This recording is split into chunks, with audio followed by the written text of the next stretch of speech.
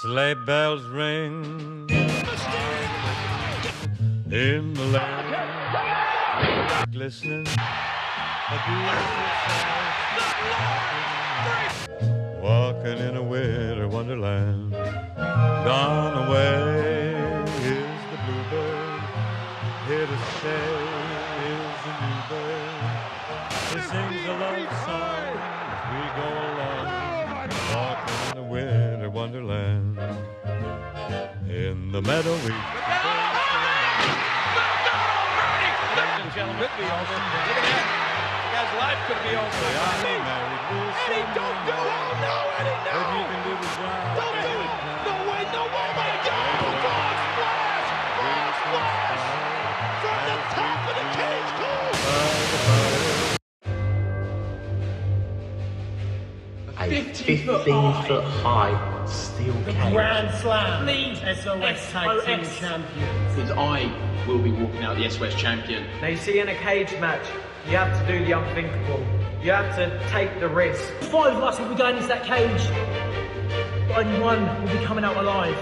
When you step inside the steel cage with Ryan Boy and Lawrence, he is that being killed. There's only one of us coming out of the championship. Because in a cage, it's a completely different contest. That's completely different. I have to win that challenge. Christmas cage. The cage.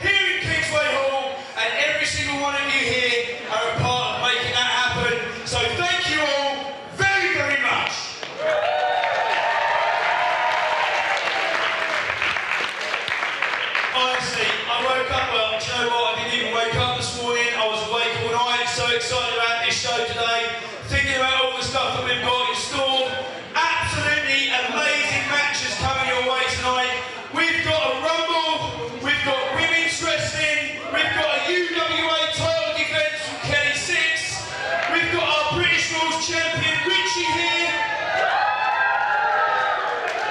And of course he's going up against none other than Tate Mayfairs.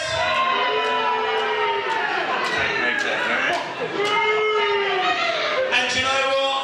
That's just the first half. So today guys, I just wanted to say a huge...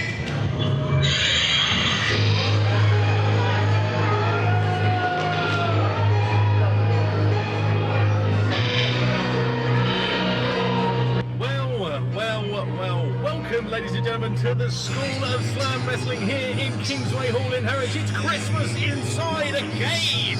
I'm your host, it's your boy, Tim Lee. Paul Tyrrell was just introducing the show, but it seems we're being interrupted here by the SOS Wrestling Heavyweight Champion, Sullivan. So let's see what he's coming out here for.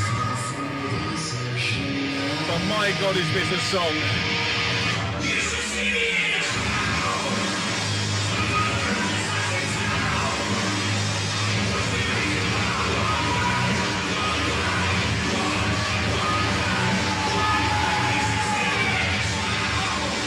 An unbelievable entrance for a history-making night here at SOS.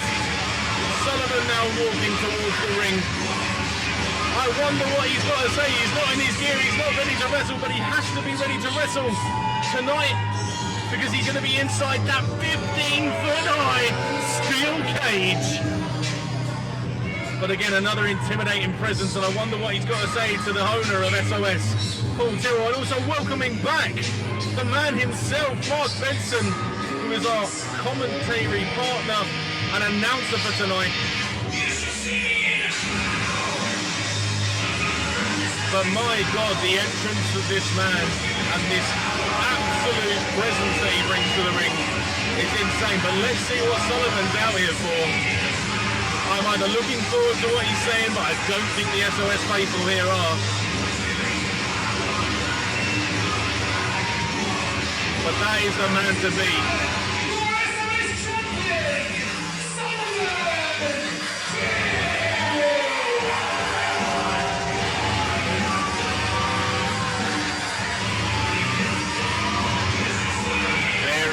The biggest prize in Harwich wrestling here.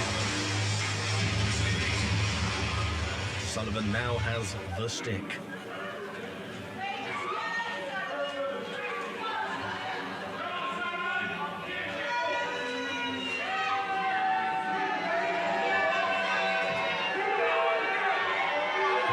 As I said, I don't think this crowd's going to give him a chance to speak.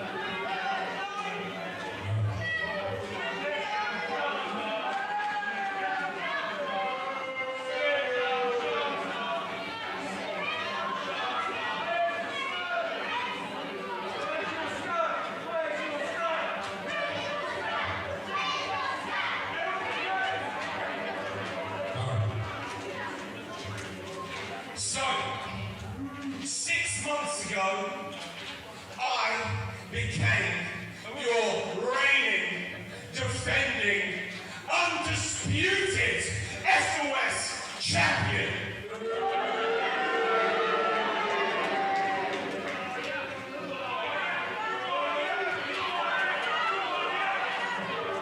Son of a king, mate. And for 6 months, I've put everything on the line. Everything. You see, we get into wrestling to become champions. Every single one of us in the back, and some of you watching here, this is why we do it. It's to be the best. It's to carry the gold. To be the face of the brand.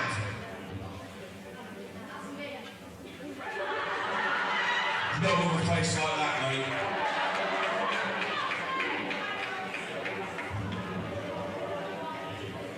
It has been an amazing 6 months.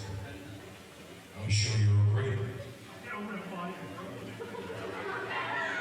Shut your mouth.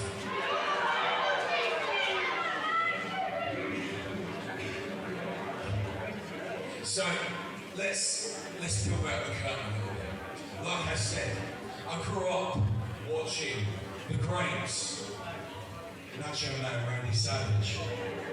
Not that guy, he's a racist. Eddie Guerrero. The Rock. Stone Cold.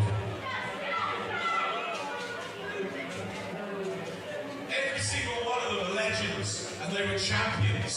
And they gave everything they had every night. They were respected by everyone in the back and the thousands, nay, millions of fans.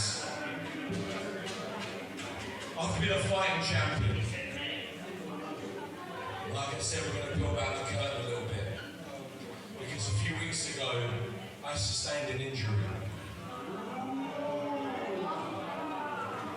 I was rushed to hospital. I'm not joking. I was rushed to hospital, and unfortunately, I've not been medically cleared for this evening. Oh. This puts a spanner in the works. You're wrong.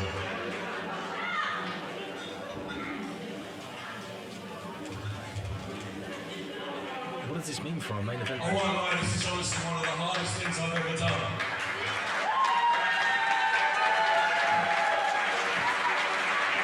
This belt, this company, this man believed in me.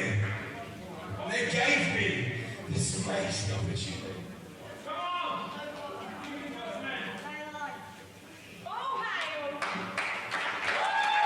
No doubt about it. Sullivan's last 6 months in this promotion have been nothing short of We amazing. promised you Christmas in a cage for the SOS title, and we deliver on our promises.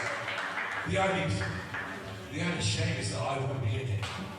So I hereby relinquish my SOS title so that we can send you guys home happy, so that we can do what we promised.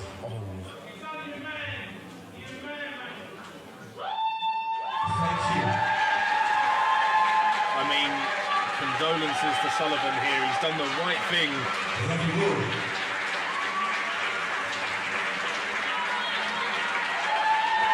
I mean, you've got to play fair play to that. As much as they hate him, you've got to respect that he's been putting in this effort to be one of the best SOS champions there ever has been. So a sad moment. A sad moment for Sullivan nonetheless, but an absolute respected move in relinquishing the title, which means we will be crowning a new SOS champion tonight here at Christmas in a Cage.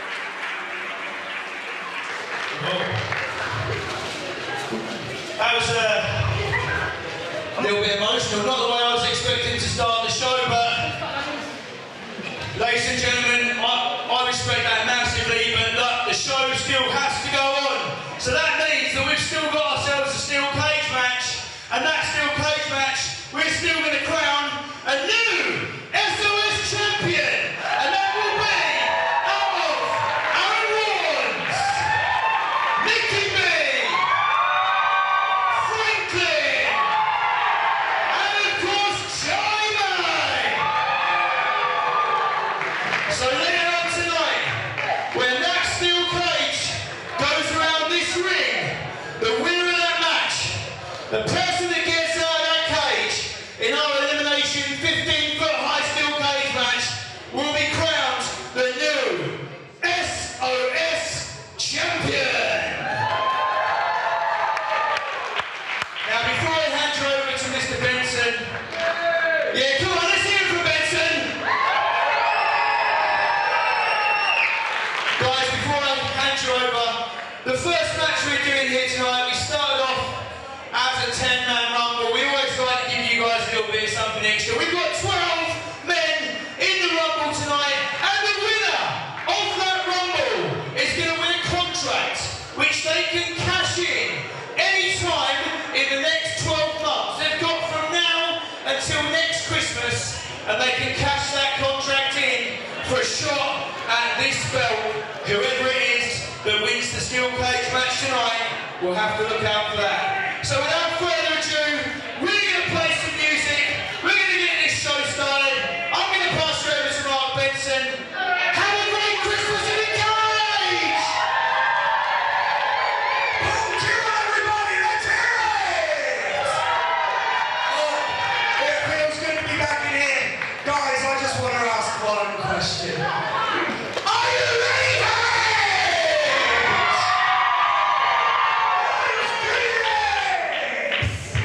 Let's do this! Let's get the music on! Let's bring out the person who drew number 1 in the SOS Christmas Rumble!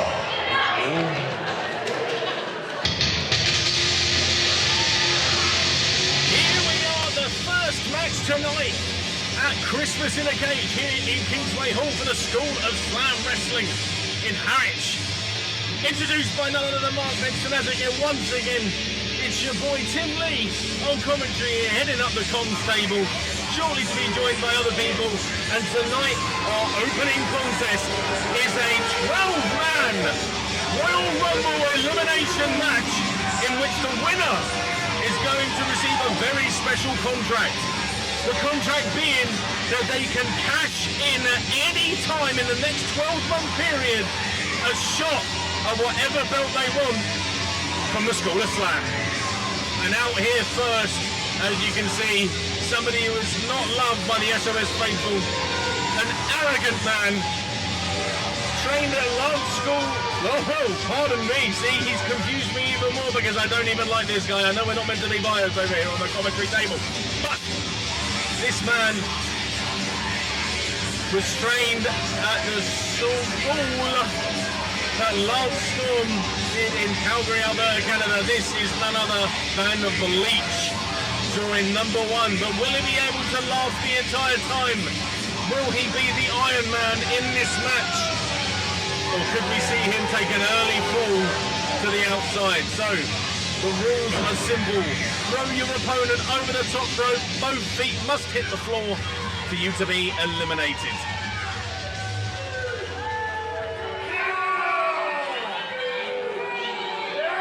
Now introducing the man who drew number 2.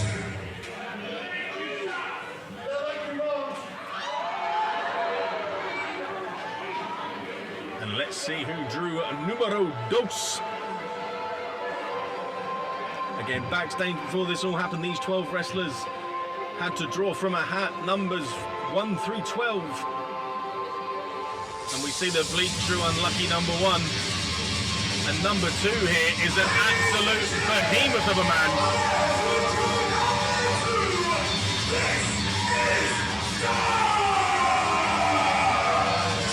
An absolute mountain of a man here in Dutch, a travelled wrestler, championships all over the country and even internationally well done. This man is not somebody to be messed with, a veteran of the game himself. I'm excited to see Dutch here at SOS Wrestling, but he's got some sort of competition in Bleach. But if you're looking at the size difference, if you're looking at the differences between the two men, I'm pretty sure Bleach has his work cut out for him in an opponent like Dutch. But again, this match isn't about pinfalls, it's not about submissions, it's not even about knockouts. It's about technique, strategy, seeing who can get the other person over the top rope. So the bigger you are, the harder you fall, but at the same time, it also plays a massive benefactor into this match, into seeing who can get the big guys over the top rope. But we're starting out with these two here, and I'm looking forward to it.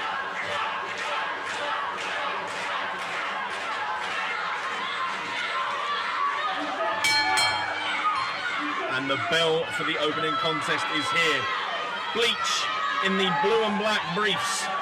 Dutch in the vest, jeans and boots combination. What's Bleach doing here? Oh, I wonder what he's doing. Nobody cares about Canada, Bleach. This is Essex, this is Harwich.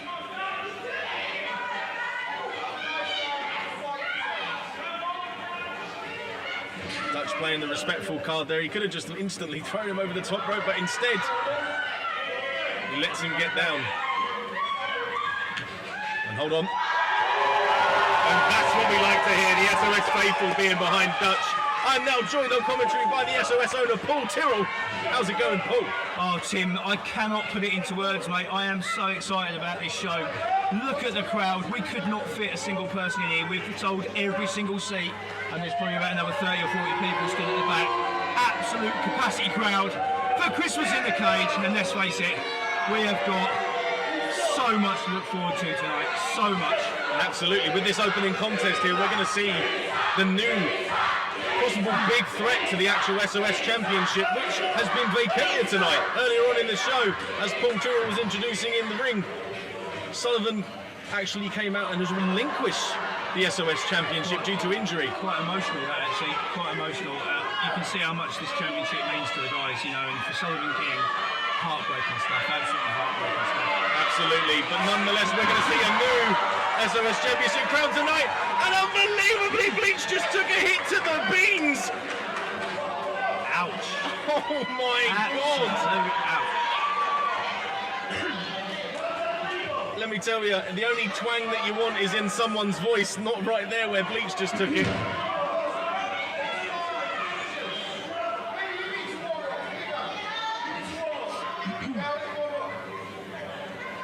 Dutch suggesting a warm-up, but I think Bleach is possibly not taking into account what's going to happen, possibly again.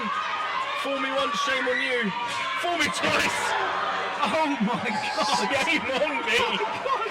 Elastic workout band straight to the face. That hit him in the eye. As if he wasn't ugly enough, Bleach.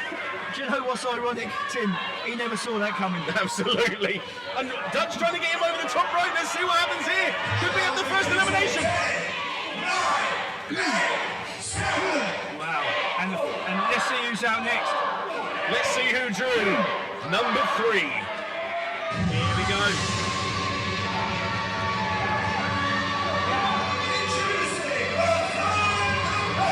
Oh wow, we know this music. Oh, I love this music and I love this man. And of course, ladies and gentlemen, this is the music, none other than SOS legend.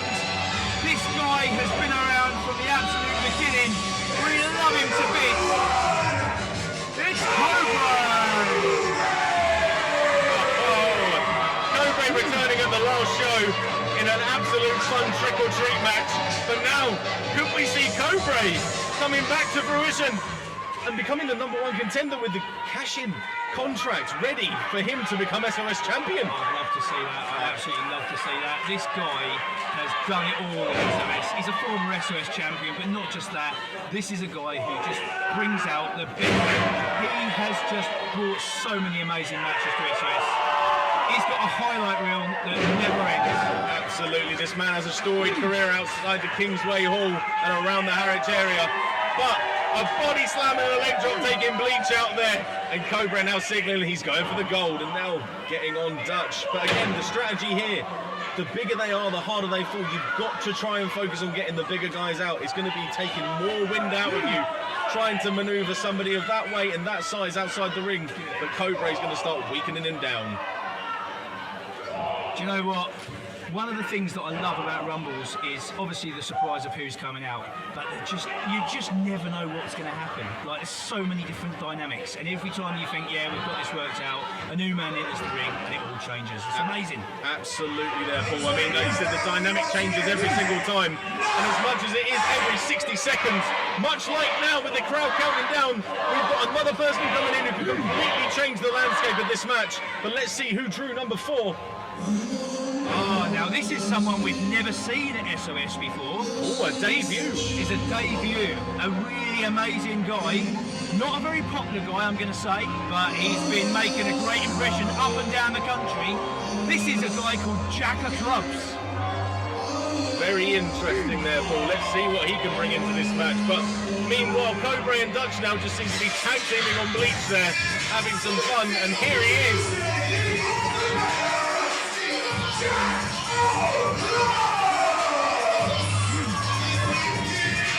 Absolutely amazing. I mean, look at the production we've got here today, Tim. It's not just the packed crowd, it's not just that very intimidating structure stood over there in the corner, which is a 15-foot high steel cage. We've got the big Tron up there at the back of the stage playing the videos, and the guys just coming out here, they're leaving everything in the ring. These guys, they're just going to tear it up today. What a show. Absolutely, Paul. I mean, with the production value here, the lights, the Tron, the cage, everything is looking great here tonight in front of a sold-out crowd here for SOS. But Jack of Clubs coming in with an impressive leg lariat straight away. But it seems that Dutch has actually taken advantage of him, and now we've got some chaos happening in the ring. Oh, no. We've got over 200 people in here today, Tim Lee. Over 200 people.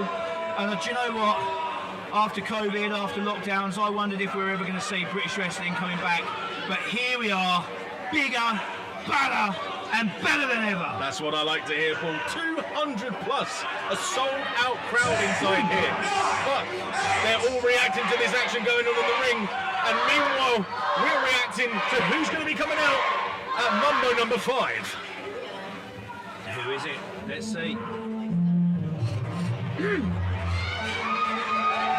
I recognise this music. This, of course, is none other than one of the SOS fan favourites. A guy that's one of our newest trainees, Elliot Hunter.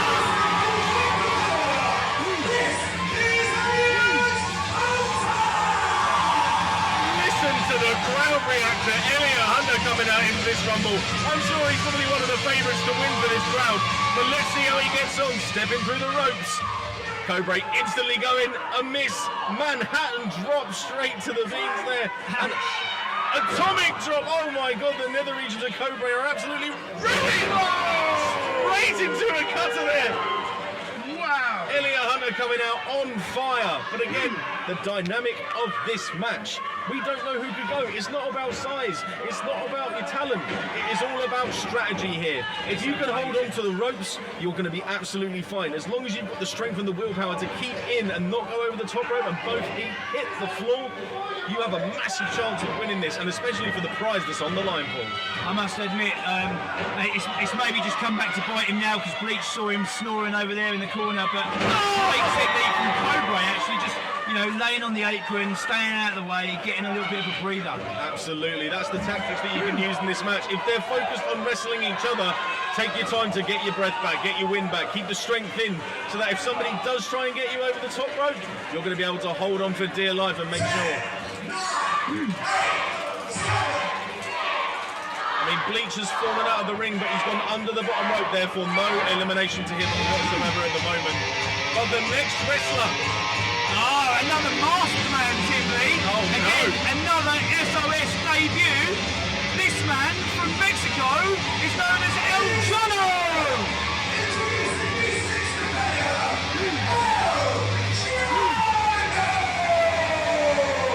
The man from the land under the United States of America, all the way from Mexico, El Jono here. Let's see what he's got to bring to the match. A massive drop kick right to the face of Jack of Clubs. Do you know what? I love the fact that the guys are getting in there, and even when there's like 6, 7 guys in the ring, they're still managing to pull off high-risk manoeuvres. We're still seeing some great stuff. Guys flying around.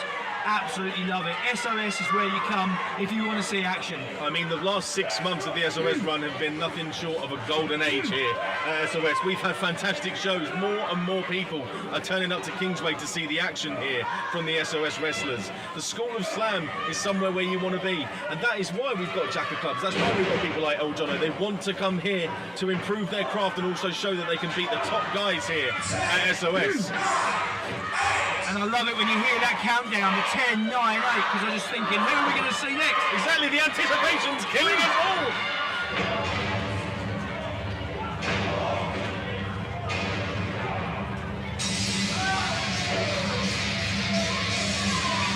Another debut! Oh my God! Rex Wild here. Now I've been seeing Rex Wild on some other promotions, big shows, and he's been impressing me. This guy is a brawler. This guy takes no prisoners. This guy's just going to beat you down. I mean, I've known Rex Wild for many years here, Paul. He is an absolute madman. Somebody of a behemoth.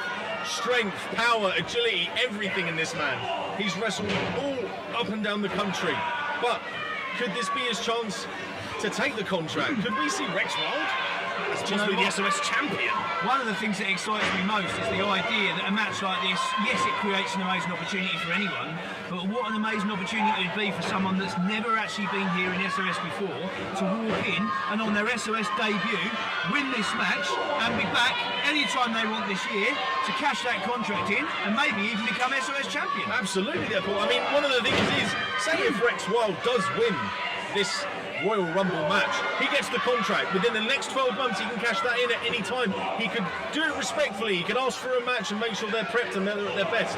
Or he could come in after the champion's down and try and beat them for the 3 count, submit them, knock them out so that he could win the belt. And that could be his second match here. 2 matches in, and you've already got the goal that everybody's seeking for. That would be impressive. Exactly, man. There's so much strategy to it. There's so much. It's a very, very, very interesting concept.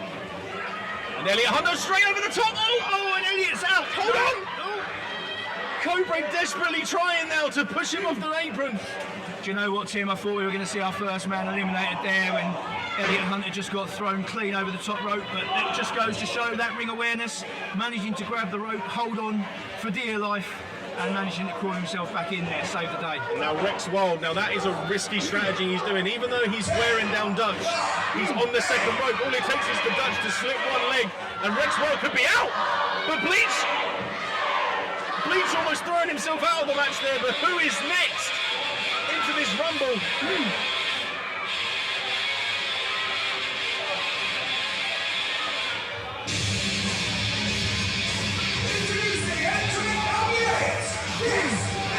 So this is one of my newest trainees. This guy's been coming to the SOS Wrestling Academy, training with me every single Sunday. He's been putting in the hours, the blood, the sweat and the tears. And I said to him, do you know what, Jack Sampson?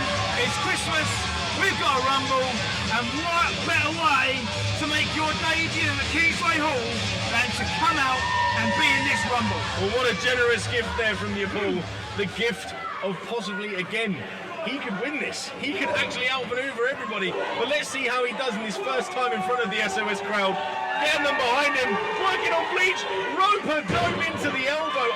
I like the look of this Jack Sampson guy. I mean, look at him. He's a unit. He's an absolute unit, but you know what? He's also a really, really, really lovely guy. One of the things I tell you about Jack Sampson, he's got an amazing sense of humour. He doesn't mind working hard, he doesn't mind training hard, but he also brings an element of fun to the School of Slam. We often have a good old bit of banter. He's a great guy, and I think he's going to be a really positive addition. I hope to see him a lot back here in 2022. Well, hopefully he can start getting this crowd behind him. Rex Wild now working with him. I mean, everywhere in the ring, all four corners are filled with SOS wrestlers trying to win and get that contract in place. But now we're going to add even another dynamic of odd amount of wrestlers into the ring. This is entrant number 9 into the match. No eliminations whatsoever currently, but this is where it gets more dangerous. If you have more people inside the ring and you're coming out fresh, you've got more people to work against who are going to be trying to eliminate you. But my God, this is the changing factor in the match.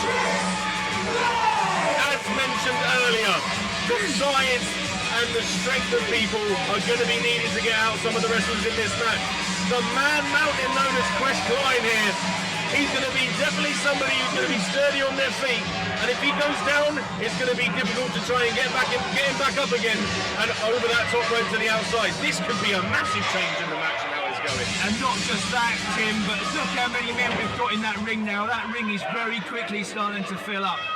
They're like sardines. Exactly, like a tin of sardines in the match. We're cracking open the action here. We're getting some cod liver oil to freshen up this crowd. But wait a minute, Santa hat down. It seems Klein's brought gifts. Wow. And a wonderful time here at Christmas in a Cage. What's he doing? Going around and putting Santa hats on everyone? I think he's trying to bring the festive cheer into this match that was missing. That's absolutely fantastic. There you go. Giving it out to the crowd.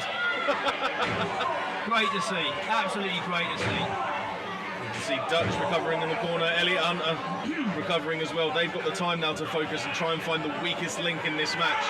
And where are we going to go with this? El Jono coming back in as well now. This ring is full of competitors. There's so many people in. We've got to see somebody get out soon. I don't think there's room for anyone else in that ring, Tim. No, I don't think so at all. I mean, again, besides the people in. Jack Bennett here coming out, covered in tattoos. Again, this is another guy, new here at SOS, not seen him here before. He's a young lad, he's hungry, he's ready to go. Let's see what he's got to offer. There we go. Okay, Jack Bennett with a massive flatline of DDT there. Amazing stuff, amazing. Great to see guys coming in with these skills, flying around, luchador stuff, high-risk manoeuvres.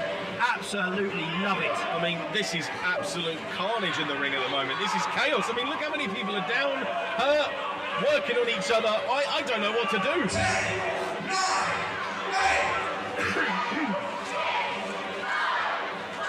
How many more people have we got, Tim? I don't know. I think there's 2 people left. There's 2 people. Wow. And now one after this.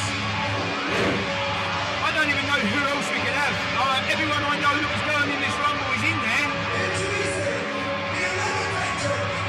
This is Chosen Cage. Oh, Oh my God. Again, just when you think this couldn't change up, the Devil's Reject Joseph Cage now coming out. And wait a minute, Elliot Hunter! Bad blood between the two that has been building after Cage was attacking Elliot Hunter at the end of the last show.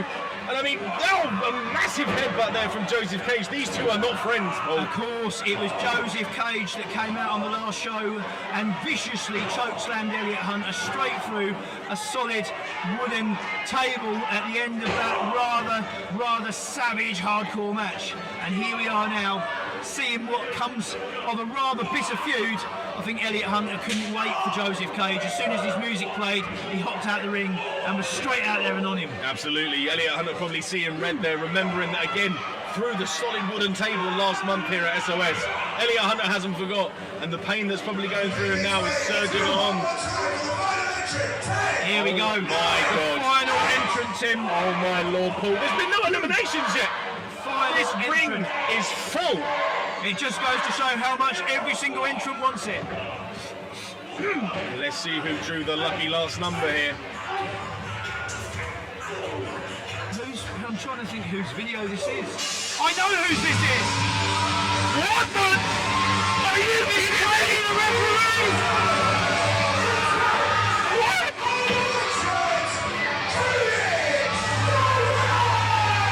It's Christmas one and all! We get to see the man and Kody the ref! Kody the ref in the Rumble! Oh my God! Stunner!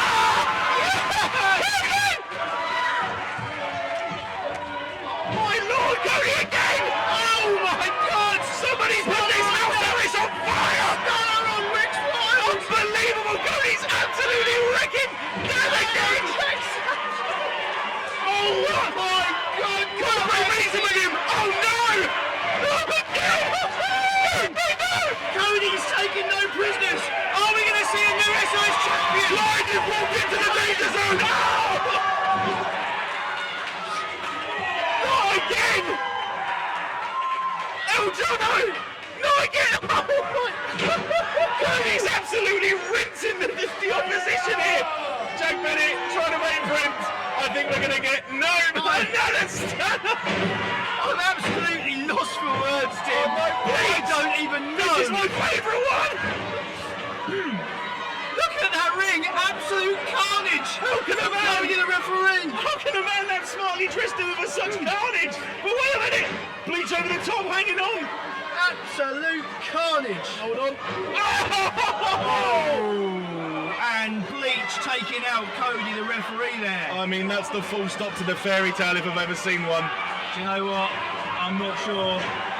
But to me... Kody! That's the end. That's the end. That is the end. Is the unpredictability of this match. Think about it. The last person that comes out is the freshest. And you saw Kody absolutely dominated some veterans in that ring, stunning everyone to high hell. Wow. But unfortunately, the experience... And Rex Wild now been eliminated. Wow, Rex Wild straight over the top. But this is where the focus goes to the eliminations. Everybody going out. 1 second, Chris Klein. Oh my God, he managed to get Chris Klein over. That's a big man. Oh, wow.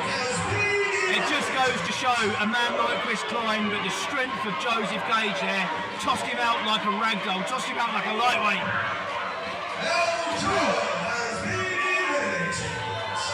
Here they go, here they go. This is where it goes off, and Elliot Hunter getting the meat slapped off his chest there by the Devil's Reject himself. What a rumble. Do you know what? I've seen some rumbles in my time, but there aren't many moments that will ever stay with me like the sight of seeing Kody the ref coming in and cleaning house. Hold on. Wait. Elliot Hunter, hold a minute. He's fallen on Chris Klein and he's managed to get back in. What's happened here? Cage! Cage is out! Oh my God, the Man Mountain actually saving Elliot Hunter, and Cage having a blunder of a lifetime now. He's lost out. Absolutely amazing, Tim Lee. Codebreaker there from Elliot Hunter's now out. Elliot Hunter is out. Elliot Hunter over the top rope there. Everything's going on. Well. Oh, no, no, no. Oh, Cobra, no! Oh! I've got to be honest SOS, Cobra, I think, was our favourite to win it. And what have we got left? We've got Dutch, we've got Bleach, and we've got Jack of Clubs. Exactly here. What are we going to see? I mean, if you're not meant to be biased over here, but I really, really hope that Bleach doesn't have even more stuff to brag about by winning a contract here, Paul. And I didn't know what's going on here, but I think Bleach and Jack of Clubs were planning on ganging up on Dutch. And Dutch coming out now, bringing the fire, hitting both men. Nice big chop on Bleach. Let's see where he goes with this. Again, that was a smart idea for Bleach and Jack of Clubs to team up on Dutch. The bigger man in this match. If you can get him out, then you can have a fair contest to see who's the better wrestler. But unfortunately, that could be Bleach. No, dangling. He has 1 foot on the floor. Only 1 foot on the floor. What he's managed. Oh my God. And there's Jack of Clubs. I think Dutch needs to turn around. Dutch behind you! Oh no! No! Oh, what?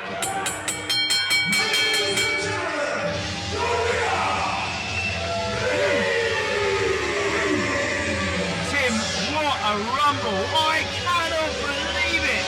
And Bleach, Dutch like thought he'd eliminated him. Dutch thought he was in the clear. Dutch was celebrating, but just a few seconds too early. And Bleach capitalising and winning that rumble. And of course, now winning a chance any time in the next 12 months at the SOS Championship. Exactly, until you hear that bell ring, the match is still on. Dutch, unfortunately, having a blunder there. Bleach taking advantage. I can't believe Bleach won. But he was number 1 in. He survived 11 other men and now can reap the glory from this. In the next 12 months, we could see Bleach cash in at any time to become SOS champion. He could do it as well, you know. This guy, he's been getting stronger and stronger, better and better. He's not one of the most popular guys in the SOS roster, but he's one of the most talented. Absolutely. I mean, as much as he's a great wrestler and everything like that, I tell you what, he's not afraid to show it and tell these people exactly what he is and his experience and everything. Yes, well done, Bleach. Well done.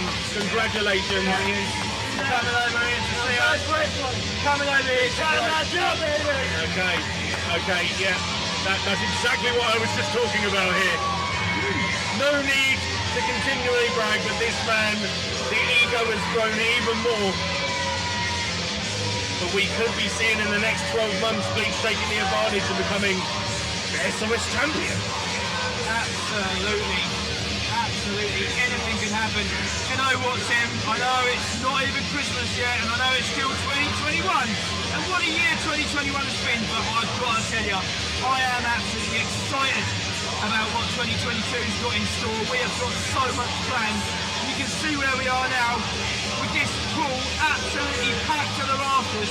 2022 is going to be an exciting year for SOS.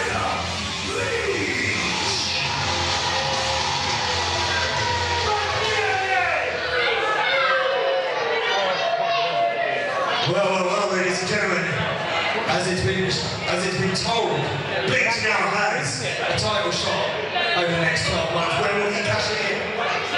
Who knows? Who knows? How are we doing, mate, Kingsway? We alright?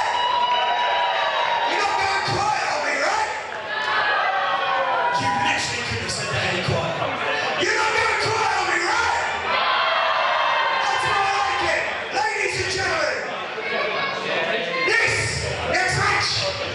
Sixx contest scheduled for 1 fall, and it is for the UWA Championship!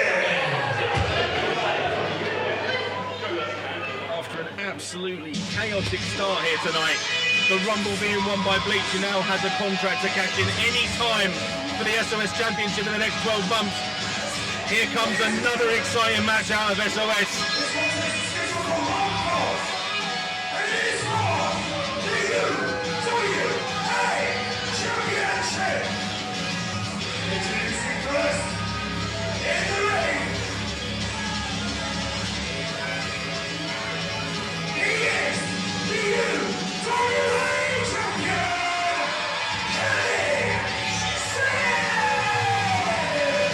This man has travelled and fought some of the best around the world. honing his craft everywhere and taking the UWA belt with him. The hybrid, Kelly Sixx, a master of loads of different wrestling styles, managing to go all the way over to different places all around the country, facing top stars like the Young Bucks, Will Ospreay, and this man is somebody that has actually managed to take the trip to the land of the rising sun in Japan, to the Kaientai Dojo. This man has multiple different wrestling styles under his belt and he's going to be hard to beat. But let's see who his challenger is.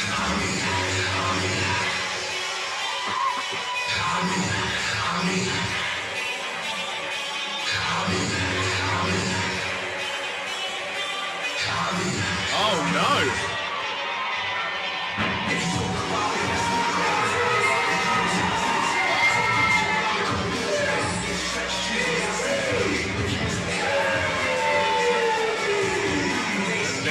Mark Benton introducing one of the fan favourites here tonight in dTee.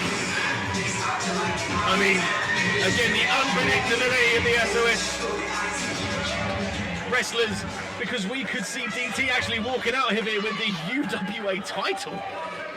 And I'm looking forward to seeing how this match goes against somebody who's personally known Kelly Sixx for over 10 years and knows his experience inside and outside the ring. This man has been through a plethora of different things. Different challenges, different experiences, different wrestlers, different styles. Again, that is why he calls himself the hybrid. This man can work any style against any person, anytime, any place, anywhere. Hell, you could probably see Kelly Sixx wrestle a broom and it would be a 5-star match.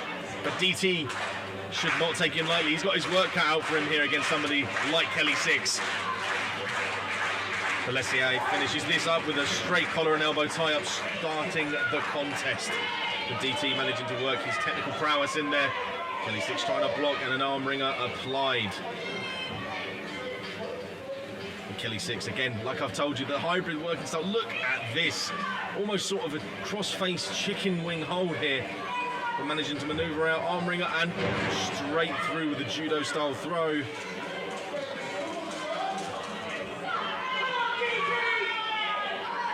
No love lost between these two competitors here. And Kelly Sixx, again, kind of showing off a bravado of cockiness against dTee. But we've seen dTee so many times come up and come back against all odds and manage to pull out some absolutely amazing different things. So Kelly Sixx should not underestimate his opponent here tonight, because again, he could be walking away without the golden leather strap, in which is the UWA title. And now Kelly Sixx just mocking dTee. dTee with a roll through, nip straight up. And oh, I don't think Kelly Sixx is happy about that.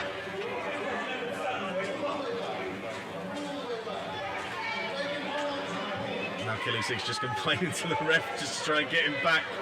I think Kelly Sixx did what I said, he underestimated dTee. Hold on. Throw through into a headlock.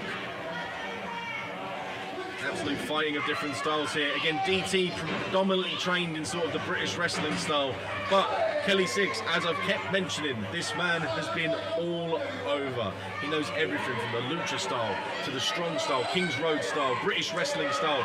The hybrid is a perfect nickname for this man here. But let's see how dTee fares against him. Wow, Tim, do you know what? I just had to dive off from upstairs and just go and, just go and congratulate all the guys there for what an amazing rumble. What a way to open the show. Absolutely. But now we're seeing here Kelly Sixx and dTee arguing, almost sort of a man-on-man match on us. Okay. Kelly Sixx, I don't think the SOS faithful are going to give you the clap that you want, my friend. Even trying the ref to get into it here. Great to see you and one of our newest referees in there now. Absolutely. Really enthusiastic young man. Somebody who's going to call all the action straight down the middle, but it seems again we're getting sort of a macho off here. Who's going to take down the person first? We'll make Kelly Sixx duck in, leapfrog, ducks to the line, and straight through him! Whoa! The power, the momentum of dTee! It's unbelievable here and now clubbing away, taking the advantage as he should do. Turn him inside out, mate. Turn him inside out. I mean, Kelly Sixx probably hasn't manoeuvred like that in years, but my God, I think that's taken all of the wind out of him and possibly put a bit of shock. I stand actually sit corrected because, again, somebody with the veteran-like style of Kelly Sixx here, now just paced in the chest here. dTee's still fighting back. We've got the willpower here in dTee that could actually bring him the gold tonight. But oh my God!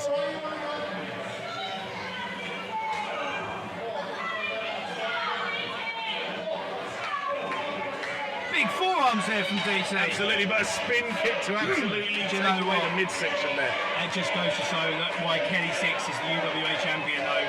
He's got an answer for everything. Absolutely. Hold on. Kelly now got him into sort of a catatonic there. There we go. There we go. That's why they call him the hybrid, Tim. He's got an answer for everything. Absolutely. I've been explaining this about Kelly Sixx. This man has been all over the country working so many different people, so many top stars in the industry today. People like the Young Bucks, people like Will Ospreay. This man also flew himself over to go to the Kaientai Dojo over in Tokyo, Japan, and has learned the strong style of wrestling, hence why those strikes are nothing to be messed with. And of course, one other thing that we've got to remember about this guy, it was, probably 6 months ago that he beat Arron, won that UWA title, and since then, the blood that has been spilt, the feud that's building up, there is, well, let's just say, a lot of bitterness between Kelly Sixx and Arron. We've seen that the last few times Kelly Sixx has been down here at Kingsway Hall. Absolutely, but that's probably going to come to a head very soon here inside SOS. 2022 is going to be a good year to see that feud come to cultivation. Yeah. I was talking to Arron earlier on, and he actually said to me, do you know what, Paul? Whatever happens in this cage match, I want Kelly Sixx, but most of all, if I win the SOS title tonight in the cage, then I would like to fight Kelly Sixx, UWA title versus SOS title. That's how much Arron wants a piece of Kelly Sixx. Well, I can't wait to see that. Hopefully Arron may be able to take that and make even more interesting dynamics here in SOS. But back to the action with dTee. Soul food! Right to the chin there of Kelly Amazing Sixx. stuff. Amazing stuff from dTee. dTee's just getting better and better and better. I mean, this guy, he's been doing so well. Only a little while ago, actually, dTee was off wrestling for another promotion in his hometown over there in Ipswich. And the reports I got back from that show, again, just the way he was representing SOS. So proud of this guy. Exactly, and that's why the School of Slam is one of the top wrestling schools down here in the southeast region of the United Kingdom, training people like dTee to be put into matches like this, straight to the chest and taking out the legs of dTee there. That is something that's not to be messed with, and Kelly Sixx now sizing him up. But a big boot! Huge boot! Eat that! Took him through the chest. I'm surprised he's still got a chest plate or a sternum to breathe from there. But dTee now, could this be the end? Hold on! A big pump handle slam. 1, 2, no! Oh, Tim, I thought that was going to be 3. I thought dTee had it then. That could have been it, ladies and gentlemen, but wow. This is the unpredictability of the SOS matches. You put people against each other who you might think are not the caliber, they might not be up to the standard that you think they're going to win this match, and they can be unpredictable in these circumstances. But I know, for me, probably for you, Paul, and for everybody around the ring at the moment, they're all going to be behind dTee, trying to get the UWA title. I'm behind dTee. Oh, absolutely.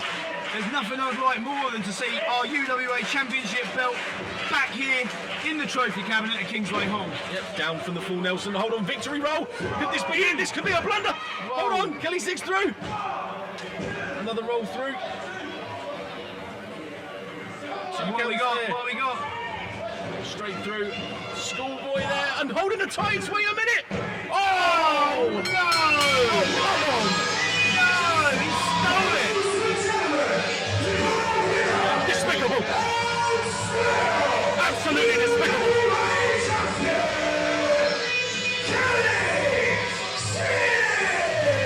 I cannot believe Kelly Sixx, that no good son of a gun. He grabbed the tights, for God's sake, and now wait a minute, what? Oh, and a cheap shot on dTee. Oh, for the love of God. Wait a minute, no. Oh, wow. What's going to happen here? Oh God, oh no, dTee's taken enough already, come on. Not good. Where are we going with this? Let's see what happens. Oh wait, oh no! This is just what we were talking about, Tim. Exactly, here we go, Arron Ward's running in to make the save, whipping that hoodie up. But this could be what we see coming to SOS Wrestling in 2022. If Warnes manages to win the big one tonight, we could see UWA title versus SOS title. Arron Warnes sticking together with SOS, coming out, of course, to help dTee. Great to see. Absolutely. Kelly Sixx there with some despicable actions again. We saw it here on the commentary table. Unfortunately, our new referee Ewan not seeing that the tights were being grabbed for the leverage there for Kelly Sixx to get the 3 count. No! What? What's just... Are you... No way! No way! I can't even bring out words. What's just happened? dTee just low-blowed Arron Warnes. What is going on? Oh, pushing away Benson as well. Something has snapped in dTee. I don't know what's got into him. I do not know Wait a what's minute, got no. into him. Oh my God, there's some sort of coalition between him and Kelly Sixx. You look at me, I'm talking to you!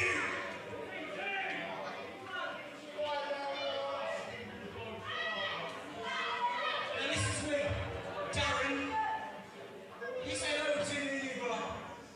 I'll get everything I've done for you, you do that.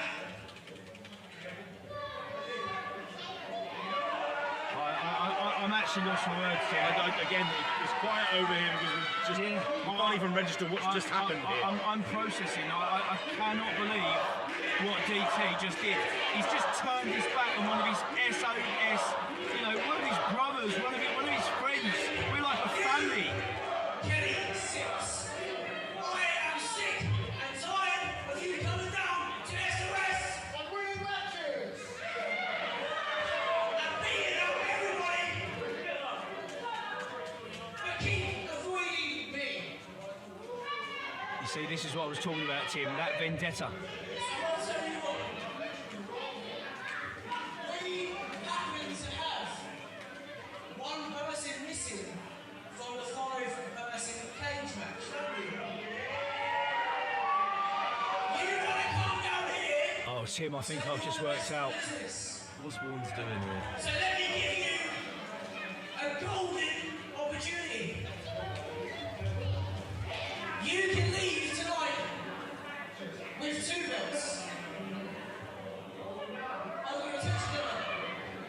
How about Kelly Sixx gets trapped in the cage with our Warnes?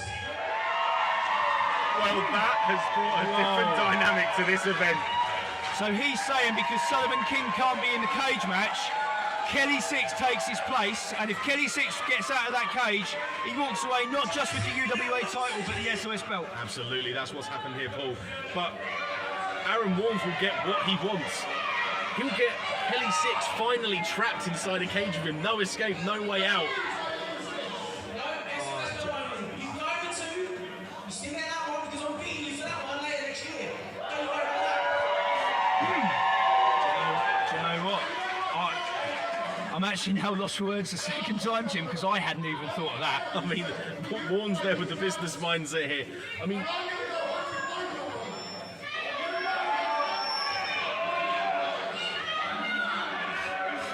Do you know what? I'm going to go and make this match, Tim. I'm excited. no, absolutely, Paul. You go ahead, and I'm going to explain to the people at home. Arron Warnes here has just offered Kelly Sixx probably the most golden opportunity of his career. If Kelly Sixx enters this match and wins, not only will he go home with the UWA title, he'll take the SOS title. Paul's about to declare it. And it's the second time tonight I'm lost for words. I hadn't even thought of that, Arron Warnes. But you know what? There is a space in the cage, Kelly Sixx. And if you want to go home tonight with both these bits of gold, then I'm more than happy when that belt's on the line. If you're willing to step inside the cage with Charlie May, Franklin, Micky B, and Arron Warnes, shall we make that match?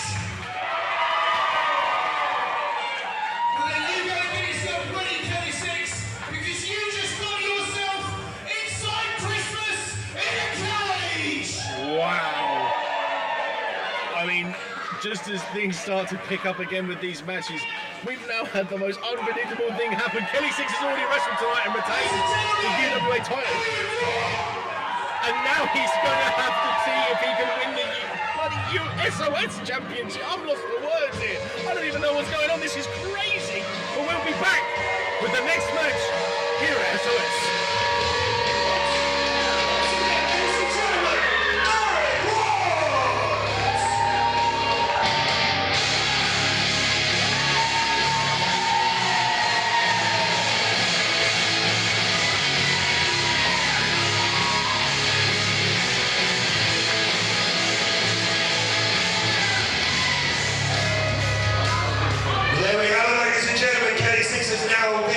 Introduced into the cage match later this afternoon. How are we all doing?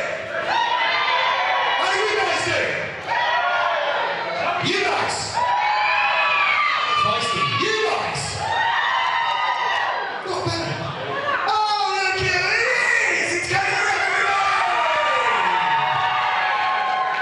I've missed you, man. Right, let's get on with our next match. Ladies and gentlemen, boys and girls, this is the singles contest. Scheduled for one fall. It is a ladies match. Let's go. Here we go. SOS now bringing not only the men but the women inside the squared circle here. And I'm looking forward to seeing this contest here at Christmas in a Cage. Ladies and gentlemen, if you're not already, give us a follow on Facebook at SOS Wrestling UK, Instagram, School of Slam Pro Wrestling. Search it up, you'll find the account, and you can find us on Twitter at SOS Pro Wrestling. Tickets will always be available on ringsideworld.com. But here we go with an introduction to a new star here. Somebody who is another absolute world-travelled wrestler here. Somebody who's been over to Japan with Sendai Girls, wrestling for Pro Wrestling Eve, Purpose Wrestling all around the UK, owning her craft. And I'm personally excited to see this one happen as Darcy Stone steps inside to Kingsway Hall and shows off her unique style of sort of kawaii-style wrestling. And there she goes.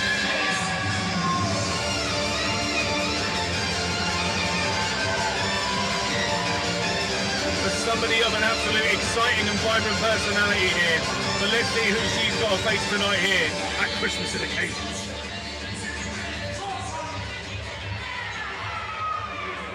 Introducing our opponents.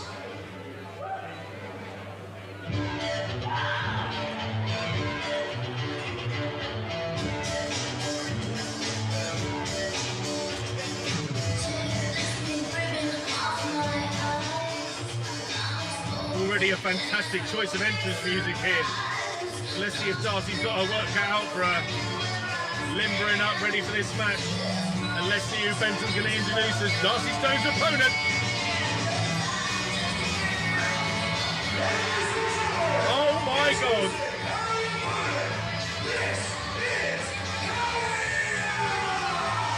A new person here at SOS. Somebody all the way from up north of this region of England.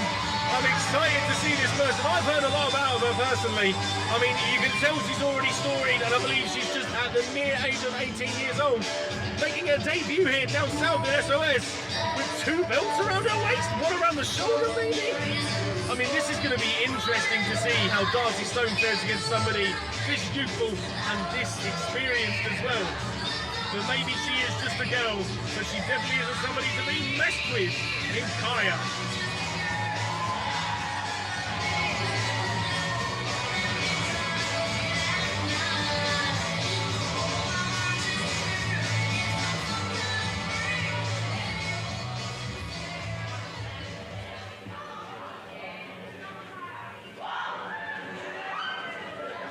Wait a minute, Darcy!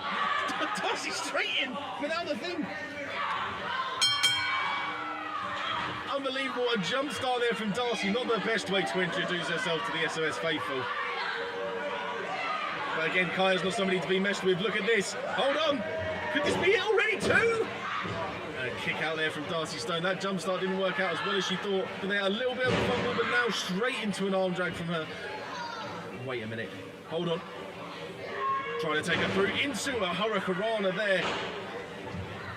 Trying to manoeuvre inside and outside the ring, but Kiya's already taken the advantage here with Darcy Stone falling to the outside. Well, Tim, it is absolutely electric in here tonight.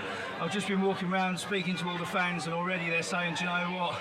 We're a couple of matches in, and this is one of the best shows we've been to all year, and definitely, of course, the best wrestling show that Harwich. I mean, every single month I've come here, Paul, the shows just keep getting better and better, and that shows with the amount of fans. I mean, the last 2 or 3 shows we've had have been sold out here at Kingsway Hall, and the action has been nothing short of frivolous, impactful, intense, and fun for this crowd.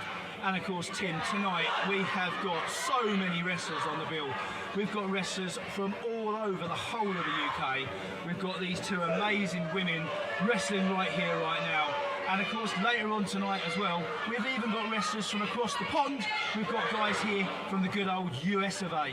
What a show. Salute to the USA over here as Kiya now takes Darcy Stone back into the ring. Again, I was explaining with Darcy Stone's ability and how much experience she's had wrestling for places like Eve, Purpose, going all the way over to Japan to wrestle for Sendai girls and get that training in. Her style is strong and violent. As you can see, these strikes she's giving to Kiya right now are intense. Just to balance that out though, Tim, I've got to say, yesterday was actually Kiya's 18th birthday. This girl just turned 18 yesterday. She's one of the youngest female stars in the whole of the UK, and already at just the young age of 18 you saw her coming today holding not 1 but 2 championship gold belts. This girl is definitely one to watch, and I'm sure we're going to see her again here at SOS later on this year. Fantastic. Somebody with that experience in wrestling at 18 years old, she's got 2 belts. Let me tell you, Paul, at 18 I couldn't even hold down a job, let alone 2 belts, so this girl's already beaten me to the punch. Yeah, I'm honestly so pleased to see both of these young ladies here today. Absolutely awesome, as I am all of the performers at SOS. Again, an absolute star-filled roster here at SOS. Big turnbuckle there for little Kiya. Wishing her in the corner. Again, the size difference in these 2. Kiya being so small, but again, that means she's agile, she's fast, she can manoeuvre around. But again, Darcy Stone's ability and the training that she's had, it means those strikes are lethal. That could break a bone, that could bruise the insides, your organs could be messed up, literally from just a simple kick to the back. Yeah, totally. It sends a shockwave down your spine, it sends a shockwave up into your brain. You don't even know what's going to happen to your body after something like that. You can go into spasm, you can go into shutdown, who knows. But Kiya still getting back to her feet because that young lady is a fighter, and that's why we booked her to be here today at SOS Wrestling. Exactly, the resilience and willpower here of Kiya now showing as she fights back against Darcy Stone, putting up the boots in the corner. Darcy coming back for a second round of it. Seems she wants the main course, but wait a minute, taking the leg out to the side. Whoa, what's happening here? Neck breaker. Big neck breaker there. Again, the rope hung ability there, taking away the power. Now, Kiya kicking out, but wait a minute, straight into some sort of knee bar there. Looks like she's going for a knee bar, an ankle lock or something, some sort of MMA submission move. Seems she's working on the knee there, trying to punch and wear down the joints again. That's where your ACL is. If that tears, that's at least a year out of the ring. So what she's trying to do there is pull it, make sure that Kiya can't use that agile style of hers to her advantage. Tim, you want to talk about ACL tears. We've got to remember one of our own, of course, Kody, who suffered a really, really nasty injury. And of course, that is going to be career ending for him. You know, that's a really, really sad thing, but it's going to be career ending. I know, as Kody is one of my best friends inside and outside the ring. It's sad to see that this man's career has come to an end. But what an illustrious career Kody has had, and I'm looking forward to seeing what he can do here at SOS. And Kiya there with some big, big forearms. Tim, I don't know about you, but I can hear those thudding. Exactly, through the headsets here we can hear the thud of Darcy's collarbone coming through, and let me tell you, that's probably not the best feeling in the world, especially coming up to Christmas. I wouldn't want to wake up on Christmas with a bruised chest, and I don't think Darcy does either. No, I don't think she does. But here's what I was talking about, the agileness, and straight through there. Yes, whips her off there. Hooking the leg, 1, 2, and Darcy there, raking the eyes. And pushing little Kiya off. Again, Kiya not getting all of that arm drag all the way through. The motion kind of slipped out. That's why I think Darcy was managing to be able to get out at 2 there. Do you know what, Tim? One of the things that we forget about, of course, being seasoned veterans like ourselves. Oh, we are, Paul. But actually, do you know what? On a big show like this, you forget these wrestlers, you know, they're trying to focus on the actual match, but there's a lot of extra pressure. There's a lot of added stress when you're dealing with a capacity crowd on a big show. You know, does that affect you? Does that affect your mindset? Does that distract you from the job in hand? No, it absolutely does, therefore. Again, with people like this and sold out crowds like this in the Kingsway Hall here tonight, you've got the pressure on. You've got to entertain every single person in this room, get them behind you or get them to not like you. Focus what's going on in the ring. Also, at the same time, this crowd's going to be a different benefactor in there. If they support you, great. You're going to get that second wind in. But if they don't support you, you may feel that you might go underneath the pressure and lose the contest. But it seems like Kiya has not fell under pressure right now, but straight into a tornado. Tornado DDT. And a 3 count. A 3 count for Kiya there. As she managed to steal that from Darcy Stone. Oh, definitely one to watch there. Absolutely there, Paul. Kiya there with the win against somebody like Darcy Stone. All of that experience coming out. But she's still got the 2 belts. And now she's got the W in the W column here. And I can't wait to see more of Kiya, Paul. I can't wait to see more of Kiya, and I can't wait to see more of Darcy Stone. In fact, Tim, one of my New Year's resolutions for 2022 is going to be to build a women's division here at SOS. We always like to have women's wrestling here at SOS, but we're going to start to see more and more of that. So many talented females here in the UK. We want to celebrate that in 2022. Exactly, no restrictions in the wrestling world. This is not a man's sport. This is a sport for every single gender, identity, or whoever you want to be. You can get inside the squared circle and show it down here at School of Slam. There we go. A big W in the win column for Kiya there. And Darcy Stone, I'm sure she'll be back here again. Well, Kingsway, how are you doing? Right, so we've got one more match. Then we have ourselves a little interval. In that interval, make sure to get to the bar or wherever the raffle tickets are being sold. Where are the raffle tickets being sold? At the bar! So make sure to get your raffle tickets. Some prizes to be had because, guys, Benson's half-time raffle will be back. Yes! Right then, so like I say, we have one more match. Are we ready?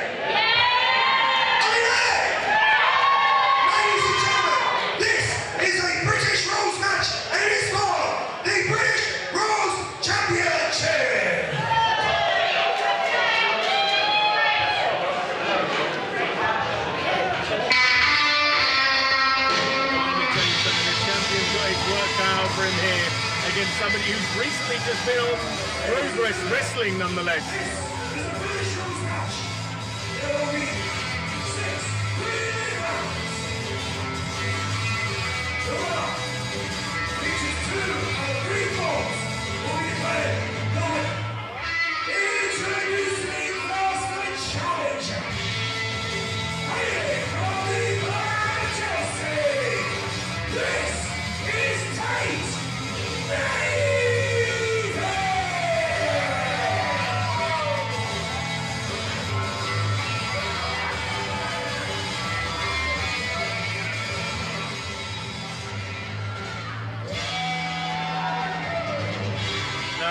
Is a man with class, with style, with taste, but also ability. This man has been everywhere and anywhere around the British scene. So Richie definitely has his work cut out for him here tonight in retaining that British title against somebody like Tate Mayfairs. You know what? There are few people that I think could actually match Richie toe to toe, hold for hold in a wrestling match of this sort of style. But if there was someone that could do it, then it's going to be a man like Tate Mayfairs. Love him or hate him, you cannot take away from the fact that this guy is one of the most talented guys in the UK today.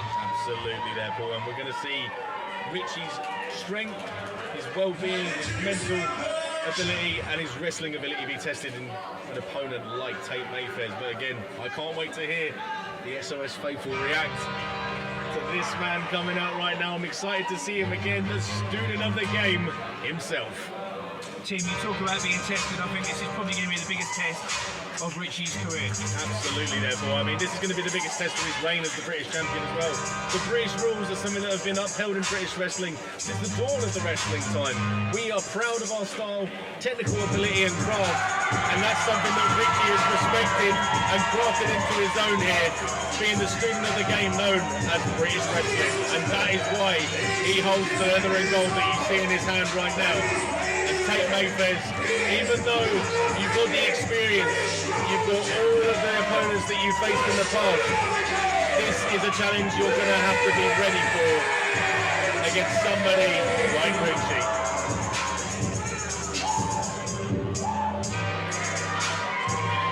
I know for a fact Richie's been thinking a lot about this match.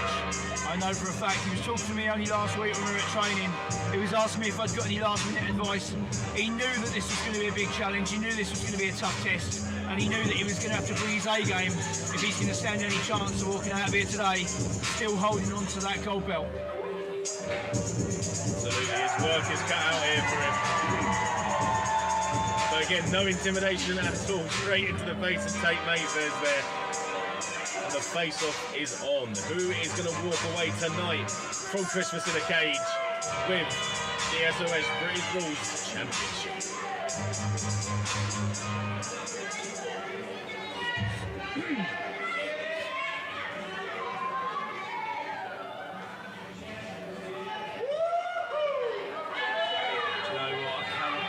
I don't know if my nerves can take it. We've got another huge match here just about to start. And Tim, we haven't even got to the interview yet. No, this is straight away, first half. This is the type of action you get here at SOS. We've already had 2 title matches. Okay, we've had a rumble to determine somebody who can cash in at any time, and we've had ladies action here tonight. I mean, the variety and the different performances that you can get here at the School of Slam in Kingsway Hall is absolutely chef's kiss there, Paul. Thank you, thank you. Thank you for being the chef of British wrestling, Paul. I appreciate it. Well, you've seasoned this scene well. I am, I've got to be honest, Tim, I don't want to sound big-headed, but when I sit here and watch the SOS show, I do feel just a little bit proud, I'm not going to lie. Absolutely, you're serving up a la carte here. Strong lock up there from Richie, but again, Tate, don't underestimate him. That man's experience and the way he's travelled. He's been to loads and loads of different places and had all the experience. This man is an absolute machine in British wrestling. The amount I've seen that Tate has put into British wrestling himself, travelling show to show, hours on the road, miles, thousands upon thousands of miles travelled, just to go to seminars, different bookings, show up at shows, help out. This man is somebody who is elite in the underground scene of British wrestling here, and he could walk away tonight with something to take home to actually prove that all that hard work's paid off, Paul. Tim, you're not wrong. I mean, both of these guys work so hard. Both of these guys would be, perfectly deserving champions. And I've got to be honest, I'd be proud to see the British title around either of their waists. But I'm not going to lie, Richie is one of my students. I am a head coach here at SOS. And I suppose I'd be lying if I didn't say I'd like to see Richie walk away with a big win tonight. No, absolutely there, Paul, but he's got his work cut out for him, as we've said previously. But again, it kind of seems evenly matched right here now. So they kind of collar and elbow tie-ups, going back and forth with the sort of technical wrestling here. As you know, the British rules, we've got a couple of minute rounds before, so they're kind of using this first one, as most of the times here in British wrestling, it's the feeling out process. It's learning what your opponent's going to do, how many different things they can do, the ability, the different styles, all amalgamated into one. This is kind of like the feeling out process. And of course, looking for an opening, looking for an opportunity, looking for that little thing that can give you an edge over your opponent. When you've got 2 guys that are equally matched, when you've got 2 guys that have got amazing technical skills, you need that little tiny opportunity, that little tiny thing that's going to give you the edge, that upper hand, to give you an opportunity to take that man down. And of course, you haven't got to do that just once, Tim.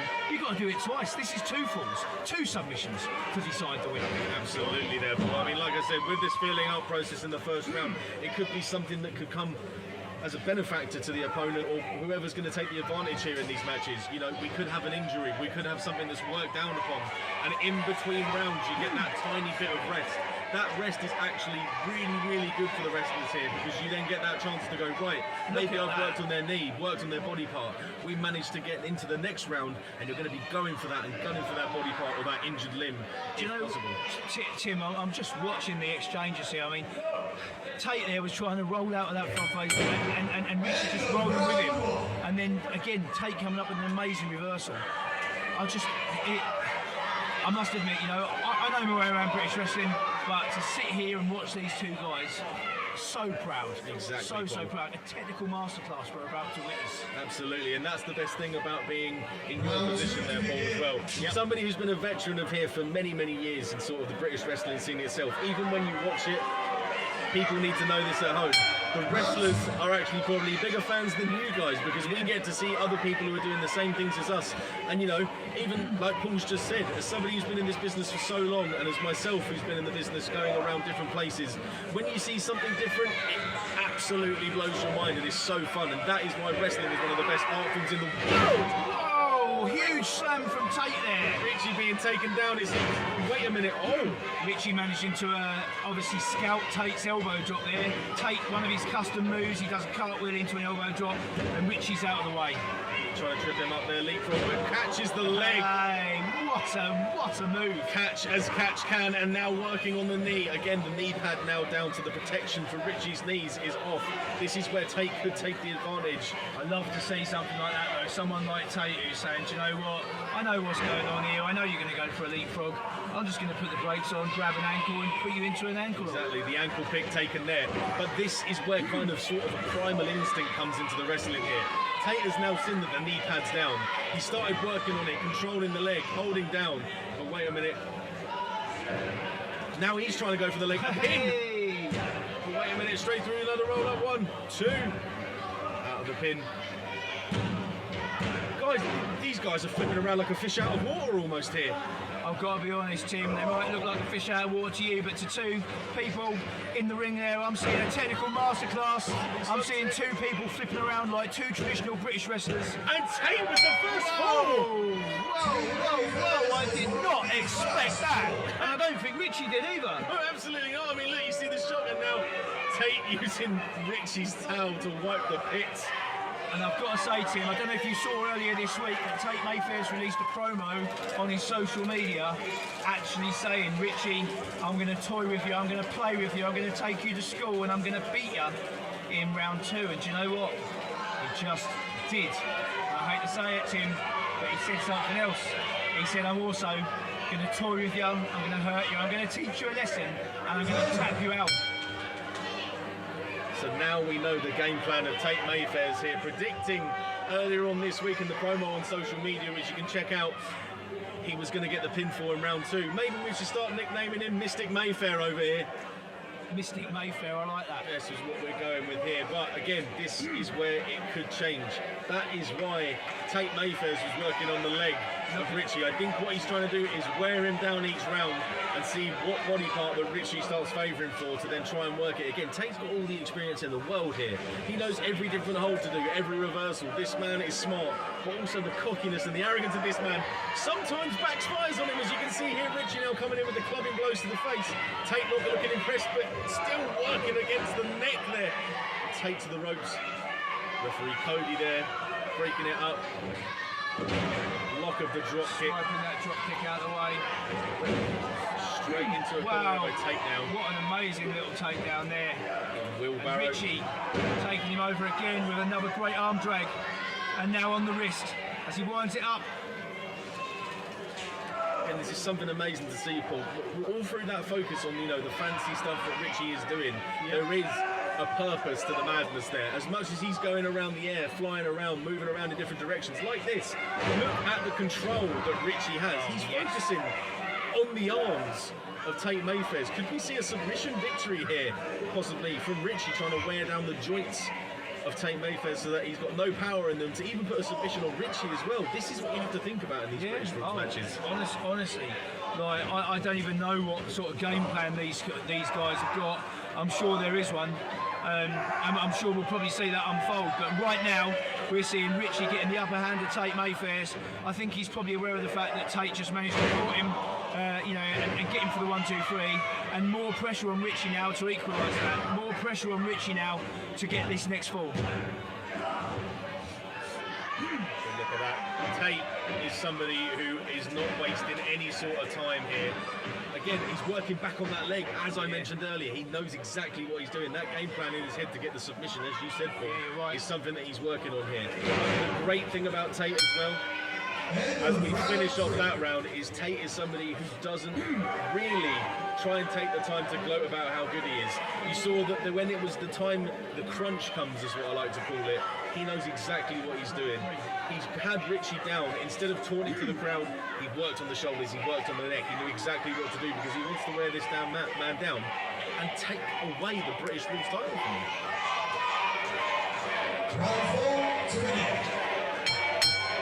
So here we go, round 4.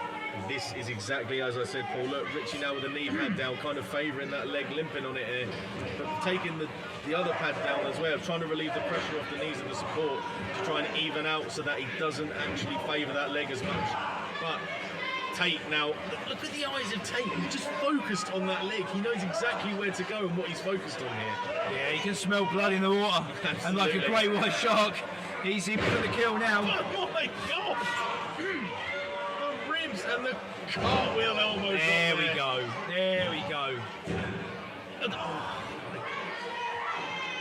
That's all it takes at home, ladies and gentlemen. It takes 3 seconds of somebody's shoulders being to the mat and we could see a switch of titles, or we could see something that you're not expecting. That's the great thing about British wrestling, and that's the great thing about here at SOS. You just can't predict what's going to happen. No, you can't. You cannot predict what's going to happen. I've got to be honest, I could never have predicted that this was going to happen. I thought we were starting off with a very even match. I thought it was going to take it to the, take it right to the bitter end. I was not expecting Tate to get a pinfall in round 2, and I wasn't expecting to see Richie in trouble now, not just with one injured knee, but possibly 2. Exactly, but look, now Tate kind of just sizing him up. It's almost assessing every single strike there, but Richie now having that fighting spirit and coming back. This is sort of the second wind that we're getting here from Richie. But Tate knows exactly what to do, picking the leg once again, and now going to work on the joint.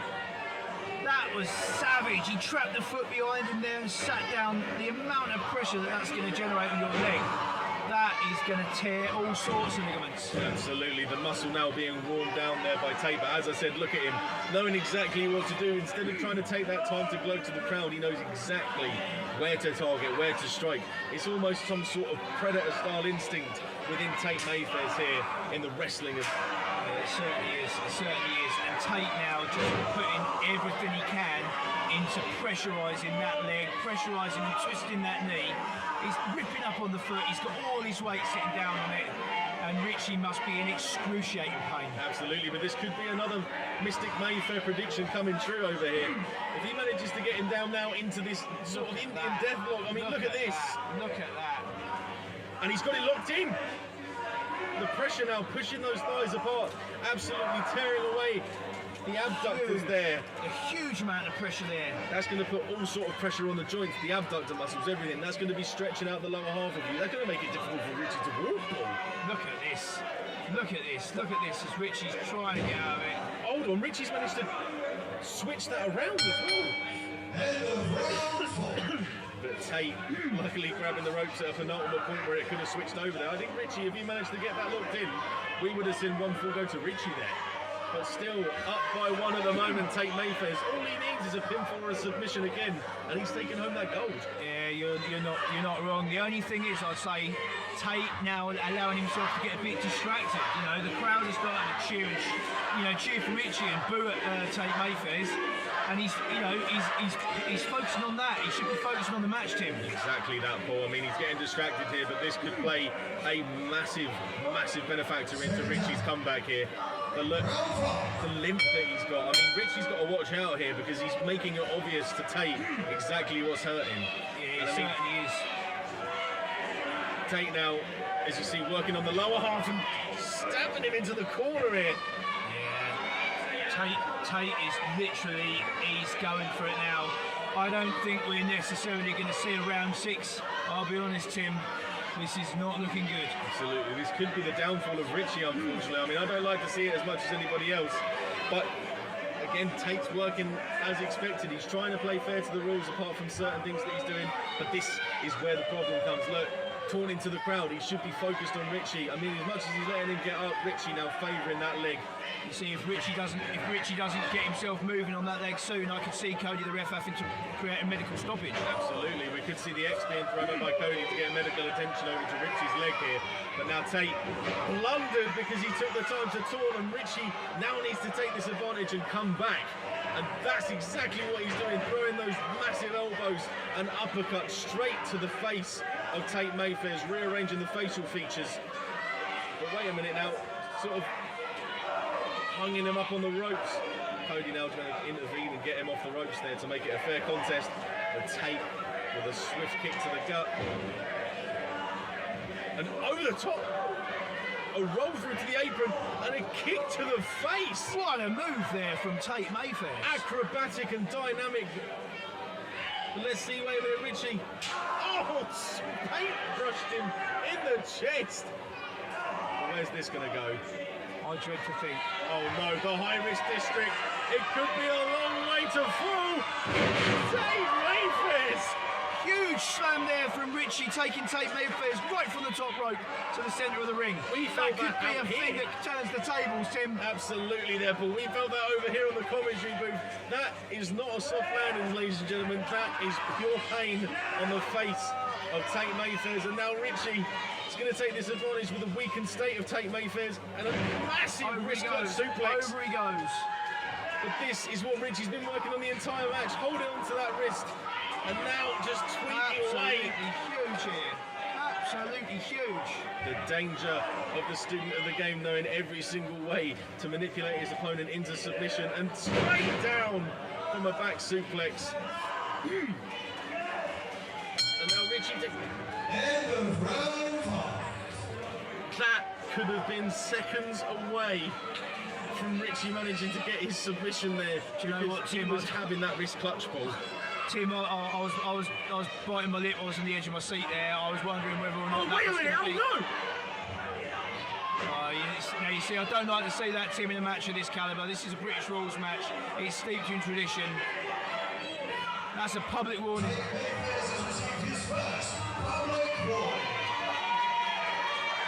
That's what you get, Tate. Respect the rules. Round 6. I mean, Richie's not even up off his feet. This is the last round, Tim, and look, let's face it, the numbers speak for themselves. We've got Tate Mayfairs, 1 fall up already, and we're now in the last round. The best Richie could do here is equalise, and it's only going to take, another pinfall or a submission from Tate Mayfairs, and he's walking away with the British title. No, absolutely. This is where it gets dangerous here for Richie. The odds are stacked against him. He can't even get up on his own accord. He's talking to Kody the ref, and now Tate just mocking him because Tate is pretty certain here that he's won the belt. I'm not going to lie, Paul. I think it might not just be Tate that's pretty certain. Richie can't even stand up. Oh my God! Hold on! Wow. I think we sit corrected over here because that was violence behind that slap. That was anger, that was intensity, that was the fighting spirit of the student of the game. And now they're just trading shots and blows and soup bones to each other. This is violence. But Richie with the advantage. Running off. Hold on.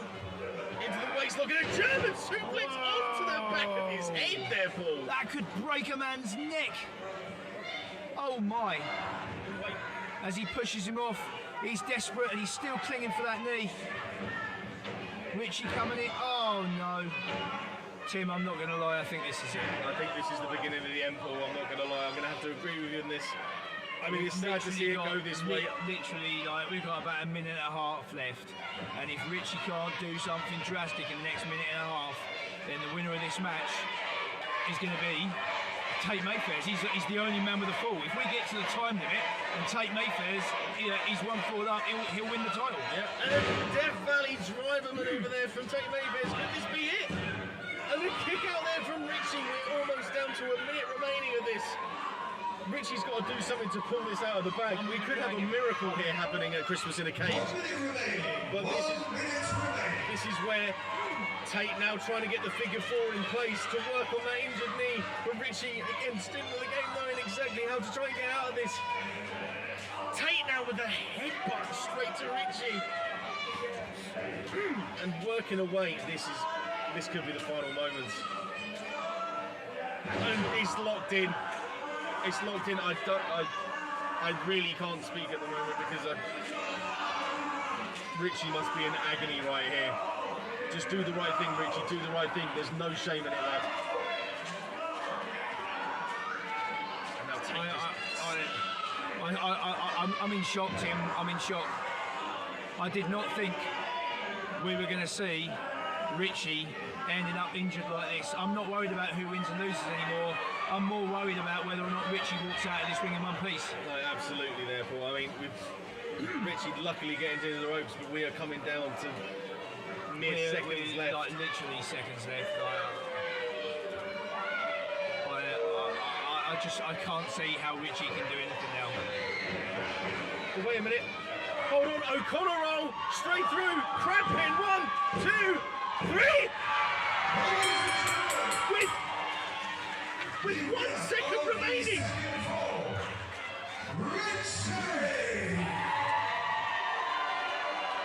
With 1 second left on the clock, Richie manages to pull it back to even Stevens over here. Tate shocked. I think Tate was certain that he had that wall. But what's going to happen now? Paul's taking his butt off the commentary desk, and we're going to see what's going on here. 6 rounds host and lost, with the score being at 1 apiece. It is a draw. However, still, your British World Champion, the student of the game,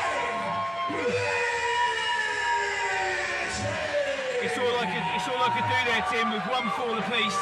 The only thing I could do there was call it a draw. It's the only option we had. Paul, there's absolutely minimal problems with that for me, because Richie is still your British Rules Champion. I mean, there's nothing else you can do at that point, but I think Tate Mayfairs doesn't take your decision lightly here. And now he's shoving it. Get off, Benson, hold on. Oh, there's no need for that. Turn it off, Kiro. Shut your mouth! You know what? I'm sorry, Mayfairs. I'm on the WWE network. I'm a winner. I'm a legend. I am a champion.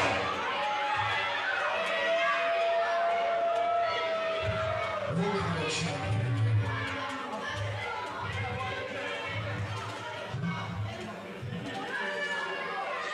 I said, kind of champion. What kind of champion are you? You stand there with that belt on your shoulder after going 6 rounds with the best wrestler in the country, and you couldn't get the job done. It was 1 apiece. You're gonna walk out here holding that belt on a draw like a loser? Nah, you're a coward. You're a coward. You're a coward. You can't beat me. Give me 1 more round, and I will take this belt from you, just like I've been into everything else wrong. 1 more round. I mean, Paul, are you going to allow it here? I think it's fair that the draw has resulted in this result, but I don't like the fact we finished that match with a draw. You're right. You're damn right. I should have done it. This match should not go back in the record books as a draw. This is Richie, the student of the game's match. And he's got that smart look off you, you absolute prick in pace. strong words there from Richie. Very strong words. Apologies at home there.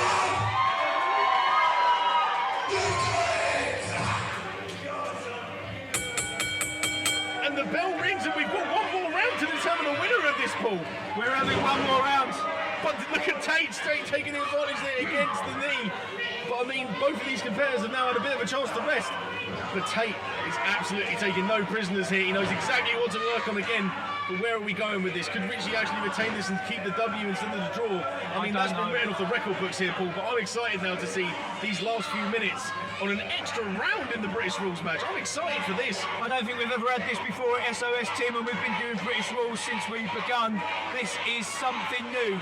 One more round to see if Richie or Tate can get the job done. And now get him into a surfboard press and stamp it on the knees.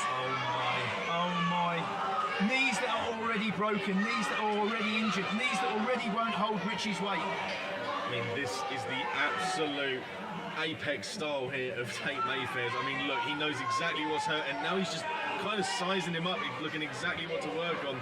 And what's he coming for here? And a massive, huge kind of hip attack, knee attack. I think Richie's unconscious. I think he's unconscious. Look at him, he's limp. No, not this way. No! Whoa! Richie out of there on like 2 3/4. 2.99 indeed there, Paul, but it seems we've now got the fisherman hold and a massive fisherman style buster there. Could this be the 3 count? And Tate Mayfairs has not won. I don't even know how Richie kicked out of that. Sheer adrenaline, sheer heart from Richie to string of the game. Exactly, that is the willpower that we love to see here from people at SOS. Richie is somebody who's not going to give up until his last breath in this ring. He respects that British Championship more than anybody else who's ever held it because he upholds the rules and the style of British wrestling. This man is not going down without a fight, Paul. His left leg's done, Tim. His left leg is done. He can't even put that foot down. I think that's where Tate knows what he's got to work on. He's now going to try and take the leverage up into the high risk district. But huge shot to the back. I mean, what are we getting here? Look. Maneuvering it under that metal turnbuckle, and now that's it, all the pressure's on the leg. No. All of it's on the leg, and now he's just working on it. That is tearing ligament, without a doubt. This is a serious injury on the cards here, Tim. I don't like seeing this. I do not like seeing this one bit. I mean, where is... No. Where's Tate going? Tate, don't... Tate, this is as dangerous to you as it is him. No, tell me no. For the love of God. Tell me no. Tate Mayfairs! Oh my. 16 foot from one side of the ring to the other. That's it. Oh, what is going on? How? I don't even know, Tim. I don't even know what's going on here. This is like, I thought it was sudden death to see if we were going to get a winner. You can take the sudden out of it. This is just death. Exactly. Tate Mayfair's absolutely killing every ounce of spirit this in Richie that you would think. But he seems to be having this unbelievable resilience and fight back, and now he's managed to push Mayfairs into the corner, stunning him, dazed.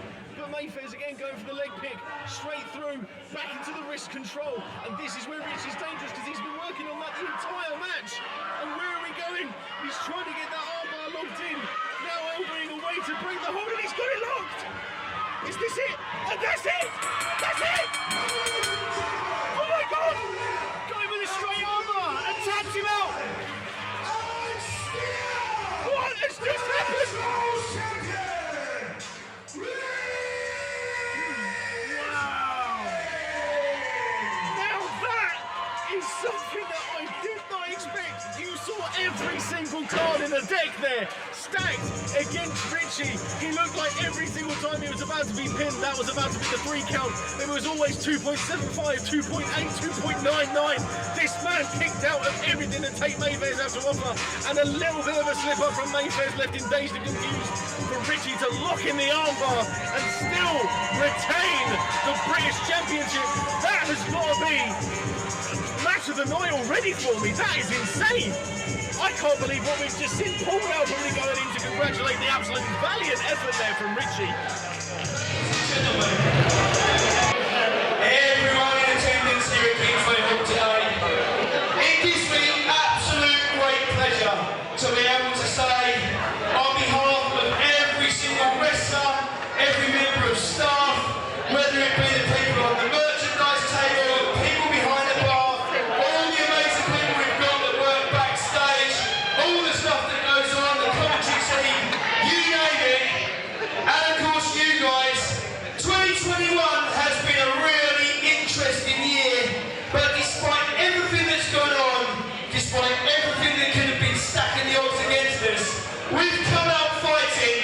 The shows here at Kingsway Hall have gone from strength to strength to strength.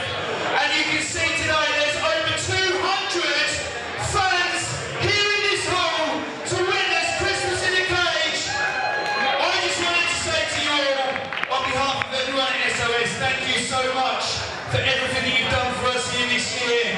We want to wish you all a very, very, very Merry Christmas. The next two matches are our gift to you. We hope you enjoy them. We're about to make history at Kingsway Hall. Mark Benson, Kody the referee. I hope you guys enjoy what's about to take place, because we've got some cage matches coming your way. Let's play the music. Let's get this going. It's Christmas in a Cage!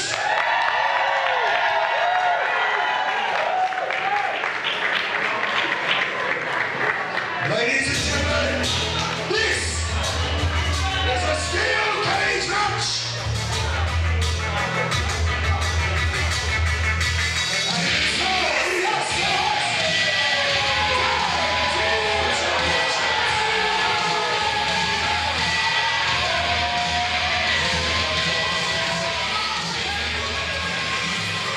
Can you believe it, ladies and gentlemen? We are back tonight with the second half of School of Slam Wrestling here in Kingsway Hall in Harwich. It is Sunday the 12th of December 2021, and tonight history is made. In front of you, you may see the ring has now had an addition. We now have 15-foot high steel cage surrounding the ring. And let me tell you, it's an intimidating sight to see such a structure. And I'm sure that the team that's coming out now, the SOS Tag Team Champions in EAK, blowing me a kiss as always, Lewis Williams. You've got Ryan Boyne and their manager Mike Check. This is going to be interesting. A 15-foot high steel cage. Tim, I cannot believe what is here in front of me. Never have I seen such an intimidating structure. It's quite appropriate because you know what, looking at the EAK, I've said for a long time, Ryan Boyne and Lewis Williams, they belong behind bars. But we're about to witness a steel cage match, a tag team steel cage match nevertheless, for the SOS Tag Team titles here at Kingsway Hall. History taking place right here, right now in real time, in front of our very eyes. Exactly, SOS Wrestling being the place to be in the Harwich area for 2021 and definitely going into 2022. But these guys have got their work out for them. As far as I know, none of them have this experience inside the steel cage, so this is the first time for everybody here. And we're going to see a lot of violence, a lot of chaos and a lot of unpredictability here with what goes on inside that steel.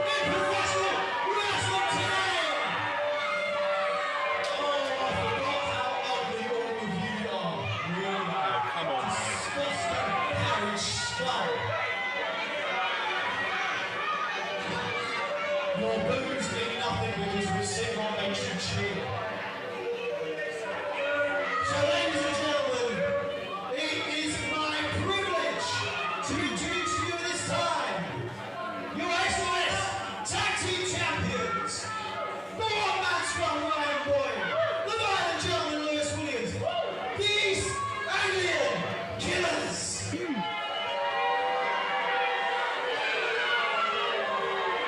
Look at the size of that cage, Tim Lee. When I was just stood in there, I'm telling you, it's actually pretty intimidating. Absolutely. You know, if you suffer from claustrophobia, it's going to get you when you step inside that steel cage. Absolutely. The fears that you're going to have standing inside that structure is nothing like seeing it from the outside as well. I mean, I've never taken a step inside a steel cage. I can't imagine the nerves that are going through these two, and also the two that are about to come out and challenge for the SOS British Tag Team Championships. And we've got here two amazing American athletes. We've got Kody Lane and we've got Joey Knight.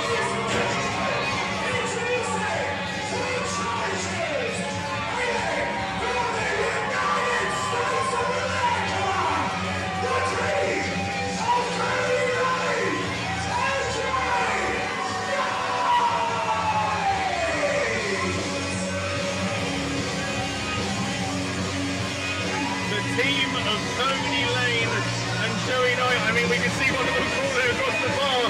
He's getting into this over here.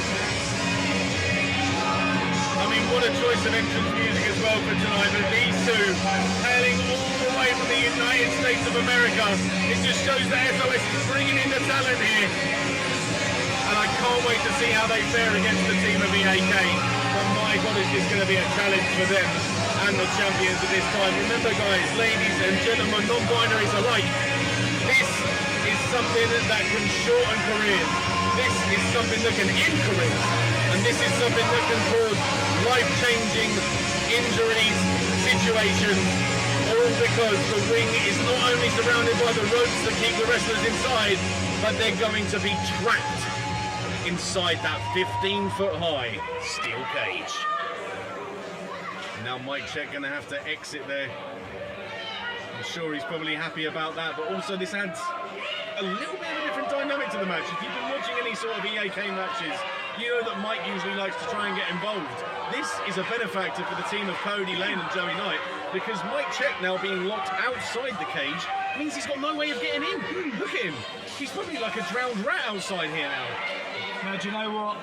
I'm going to give you a little bit of background here. Joey Knight is a wrestler that first appeared here in the UK. I'm going back well over 20 years. He's a regular competitor for the UWA. He's wrestled all over the UK, but in fact all over the world. He's performed at WWE, he's performed at TNA, and of course his partner there, Kody Lane, only a few weeks ago performed at AEW. We have got top American stars here in the ring today, and who knows, we could have new champions.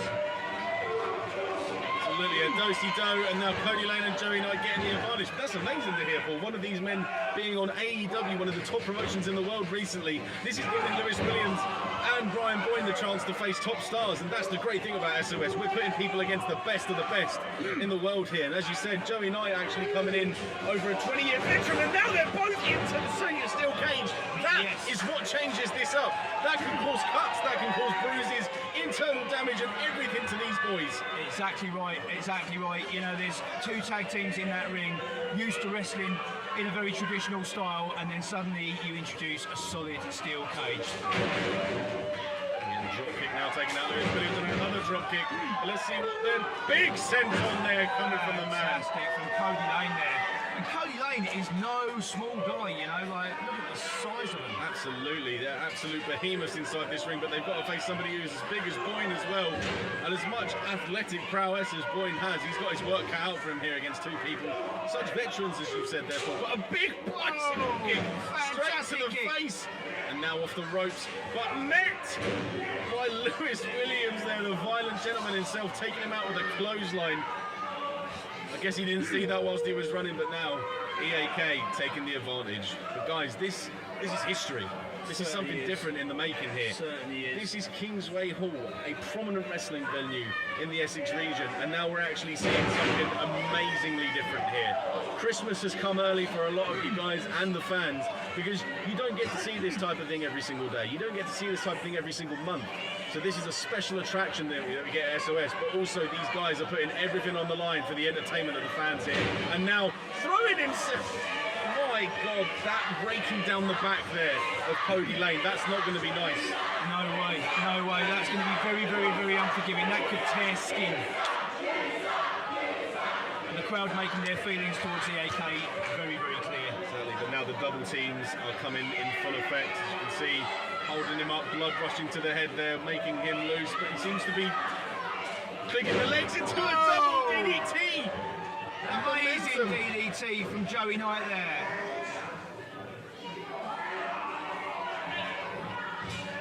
And Joey Knight on his way up. But wait a minute, Mike Check's going up to meet him. This is dangerous territory to either man here. If Mike falls off, that's a solid wood flaunt. Oh my God! Hey! Mike Check learning the hard way. Don't mess with Joey Knight. Joey Knight now having the fight back, and there it is! Oh my God! I wonder, you know, whether Joey Knight, when he was over there in Tampa, had time to get himself on YouTube and scout out Ryan Boyne, because that drop kick, that is something you need to know about. Don't get your face in the way of Ryan Boyne's feet. Absolutely. You pay very dearly. If you see Ryan Boyne coming at you with some sort of velocity, make sure to cover the face. Even though Joey Knight got his hands up for that drop kick, I'm sure that put all the force back into his nose. Yeah, I'm totally surprised agree. there's no tears coming out of his eyes there, Paul. I totally agree. The thing is, it doesn't matter how much you can get used to preparing for a wrestling match. You cannot prepare for a solid steel cage. You cannot prepare for what it's going to feel like when you're inside there and you've got 15 foot of solid metal beaming down at you. Exactly that, Paul. I mean, you don't really get any training schools anywhere that have a cage permanently set up. This is a devious structure. This is literally a devil's structure here. That can shorten careers. It can also cause major injuries to anybody, even just going into it. We've seen Boyne go in, we've seen Williams go in, we've seen everybody take a hit against the 15-foot high steel cage here. But now Lewis Williams hitting him with everything. Huge knee there, right into the midsection of Joey Knight, turning him inside out, spinning him over. So Paul, what are the rules for this match? Is it with the tag teams there, are they able to escape the cage? Does it take one of them to escape the cage? So the only person that can win the match by escaping the cage or getting out the door is the legal man. So the guys that are on the apron, the guys that are on the tag ropes, they can't win the match. Only the legal man who's actually in the ring competing can end the match. That's good. There we go. Fair rules here inside such a devious structure as that. Now, Boyne again with the massive drop kick. Joey Knight definitely feeling the effects there. He's on dizzy street.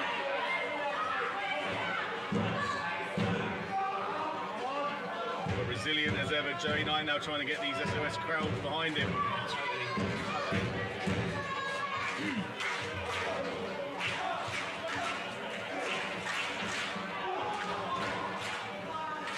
Now a double team possibly coming up here with both of them working on it, but no. A pinfall and a kick out there.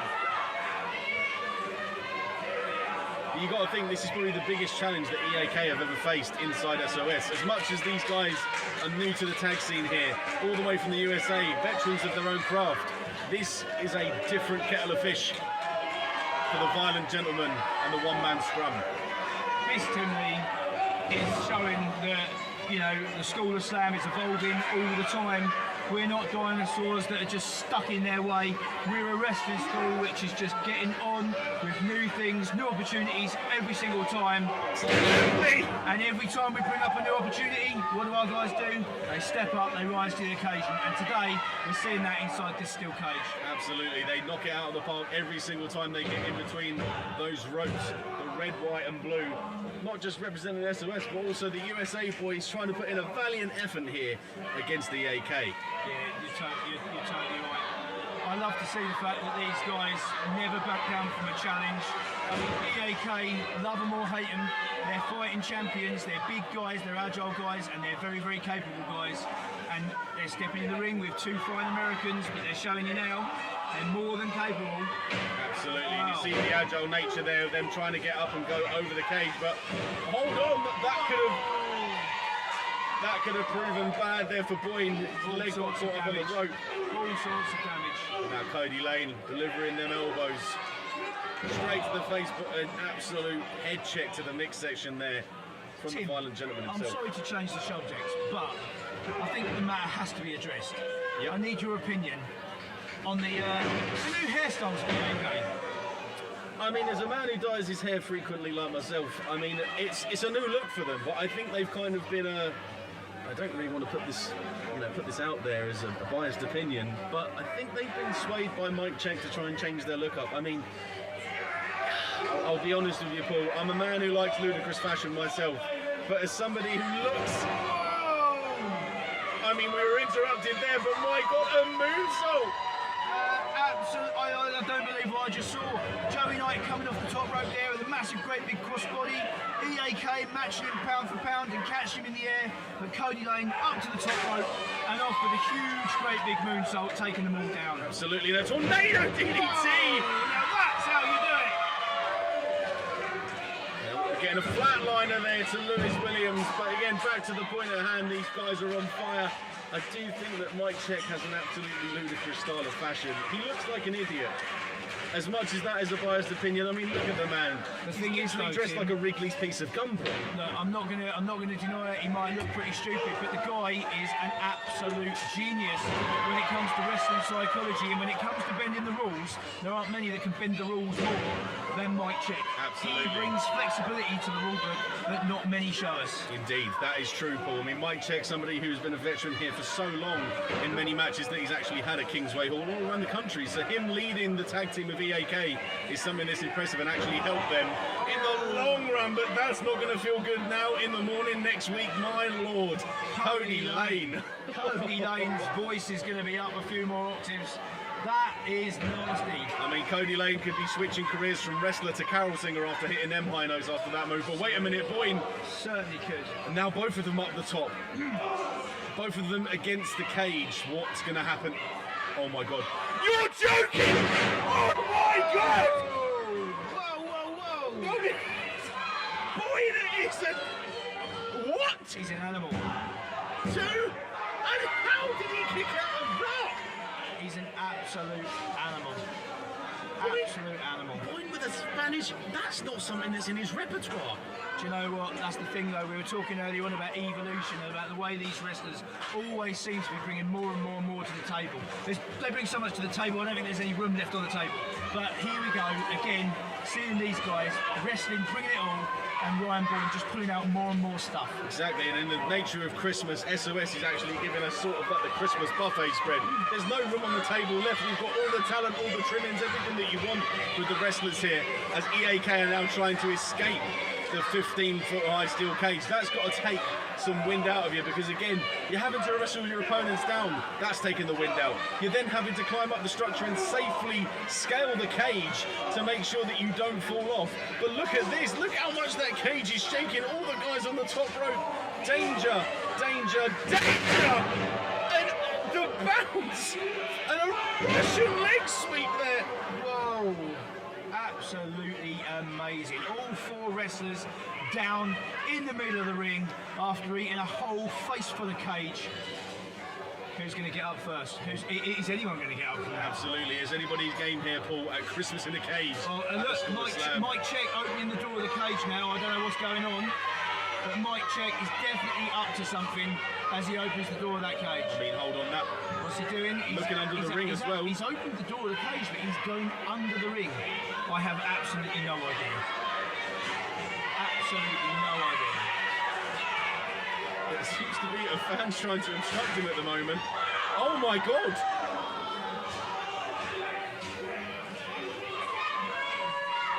Using the chair as some sort of leverage to get one of the EAK members out of the cage.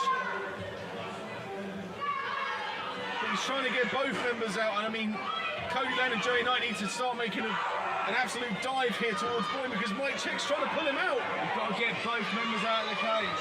Both members out. Oh no.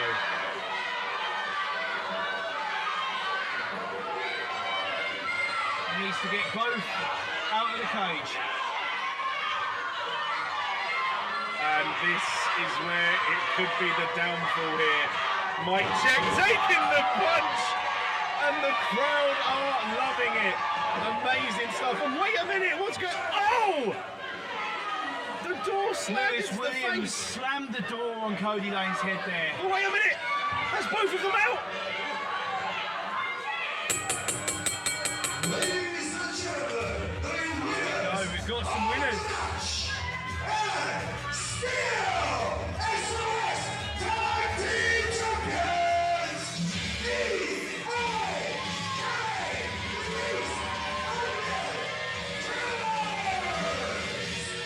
Just as unpredictable as ever there, ladies and gentlemen.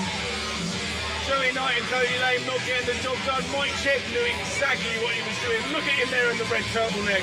That no good worm. Unbelievable, snaking his way into the ring, distracting the guys long enough for EAK to make the escape from the 15-foot high steel cage, and still retaining the SOS British Tag Team Championship for, wait, just 1 minute. As much as that was the devious plan of Mike Check, it seems to have backfired. An atomic drop, and Kody Lane are picking him up. Huge Death Valley driver to the delight of the SOS faithful here. I don't think that Mike's going to have a great Christmas after that, but a Merry Christmas for one and all. A fantastic finish for a valiant effort there from none other than Joey Knight and Kody Lane. Condolences to you lads. get the job done with the title, but you sent the crowd home happy in this instance. But still, your tag team champions, EAK, and let me tell you something about them. They're despicable. They are just two people that have dominated this tag league in a devious way, and for that I can't respect them. But to give them the credit they need, they managed to survive the 15-foot high steel cage that we have here at Christmas in a Cage. And lo and behold, they're still your tag team champions. So that's all I have to say on that.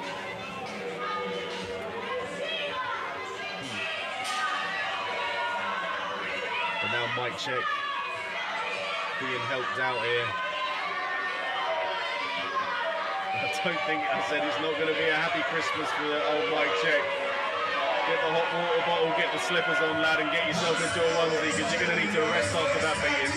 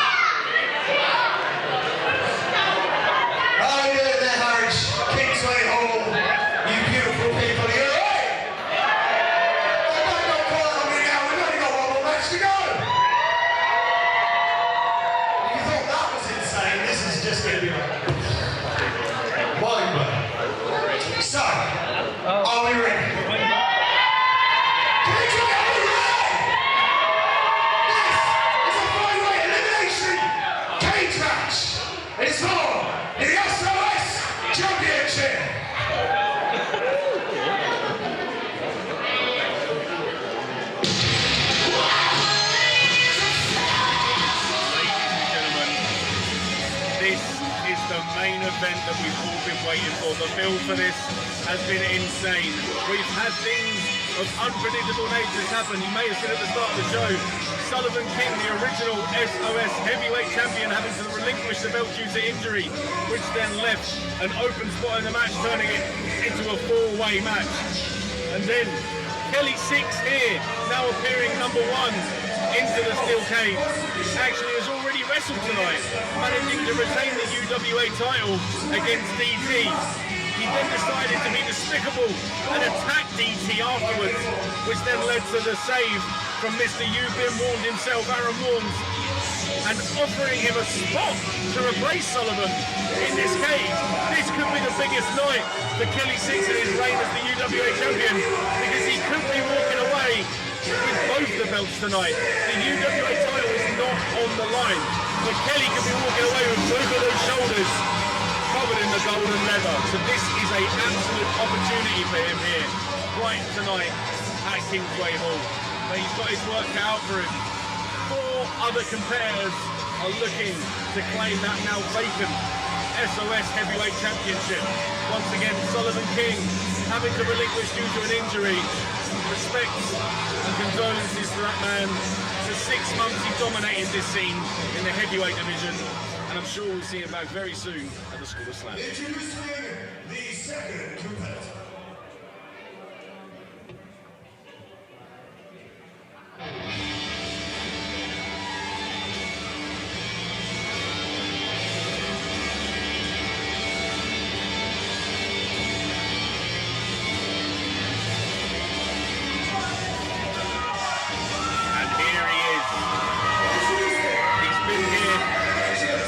Quite a while. The youth of today, the man, the boy, the teenager who grew up inside the square circle, now getting his opportunity. Possibly one of the youngest people ever to step inside a steel cage, and lo and behold, he gets to do it here in front of the hometown crowd at Kingsway Hall in Harwich tonight. Charlie May, a small little enigma. He's been drinking his milk. He's been eating his Rice Krispies. He's been doing his own work. He's probably finished off his coursework at college just before this match started. But this kid is something not to be messed with. Because, who knows? We could see that young boy over there, that young man, should I say, the young adult, walking out tonight with the SOS title.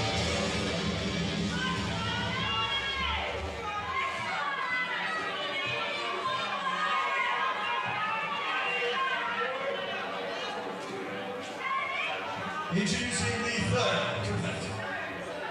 Competitor number trace. Or Kwan. Or Sam, if we're speaking Japanese. Hello, arigato, Mr. Roboto. Not a stranger. Just the purple nomad himself. Franklin is somebody's story that I have loved to see develop here in SOS. This man has gone from nothing to something in a very, very short amount of time. This guy just knows how to get the crowd behind him. He knows how to keep them on their toes. This man went toe-to-toe with Sullivan King and took him to the limit. He earned himself this spot in the match. Because we see that the second time strikes lucky for the purple nomad himself, Franklin.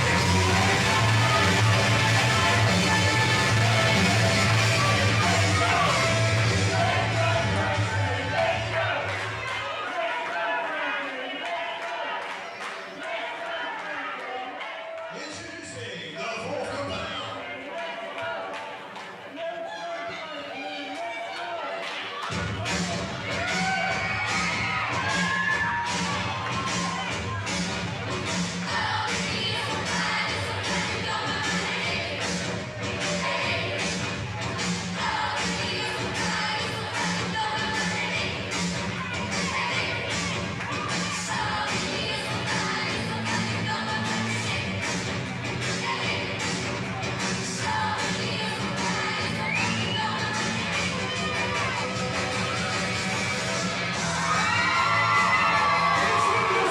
And the crowd are electric for this match. The captain of Harwich, the man, the myth, the local legend himself. He's also fine. The Micky Maniacs are running wild here tonight.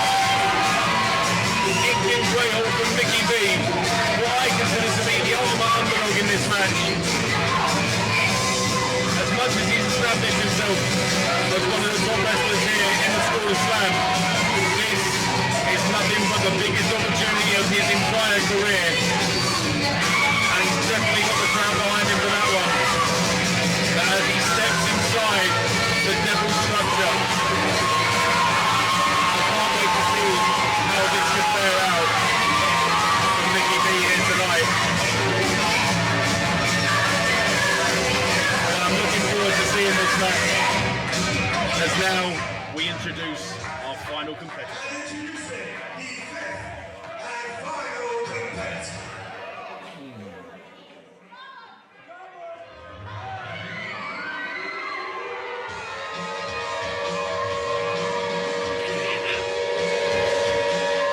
Because you've been warned!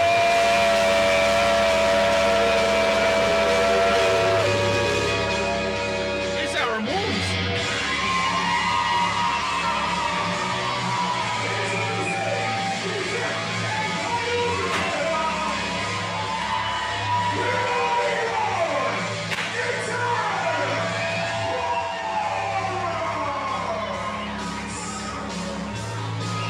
Ladies and gentlemen, it's Christmas in a cage. It's snowing confetti, and out comes one of the most hyped up wrestlers inside of SOS in Arron Warns. I'm sure that all 200 plus people here tonight are looking to see this man walk away with the gold, but he's also got his work cut out for him. 4 absolutely talented people here going into the ring, and I'm sure Arron Warns has got his sights set on just one man in particular, in Kelly Sixx. And as the door shuts, we're about to get underway with the biggest main event that we've ever had in SOS history, inside the Devil structure of the 15-foot high steel cage.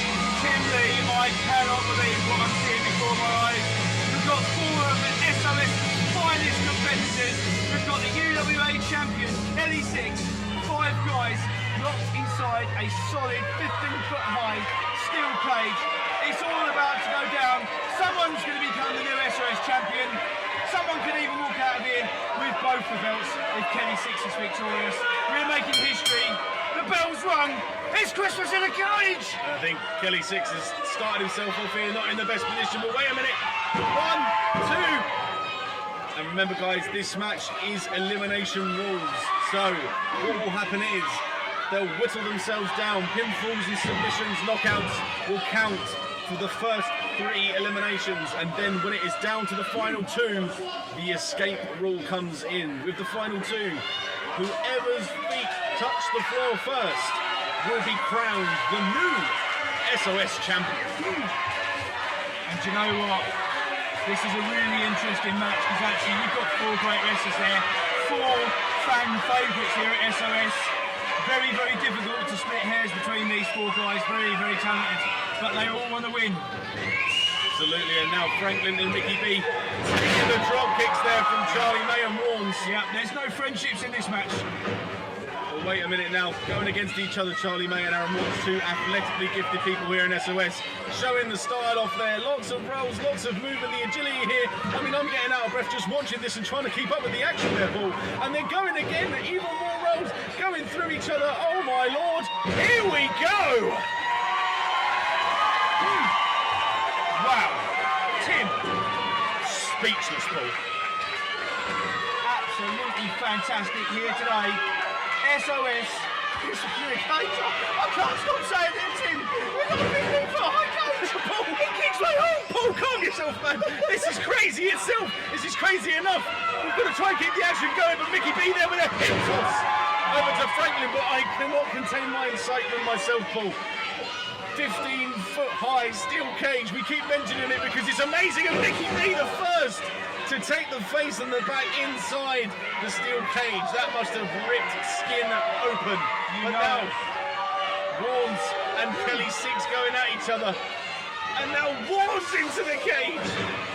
That cage is not forgiving at all. Oh my God. Absolutely there, Paul. As much as you see it going outwards, that steel cage has a lot of absolute stiffness. It's like almost going into a brick wall itself. As much as you think that has, try and do it yourself. I'd love to see anybody that's listening to this run full pelt into a steel structure and say that you feel fine afterwards, because let me tell you, 100% probability that's not going to happen.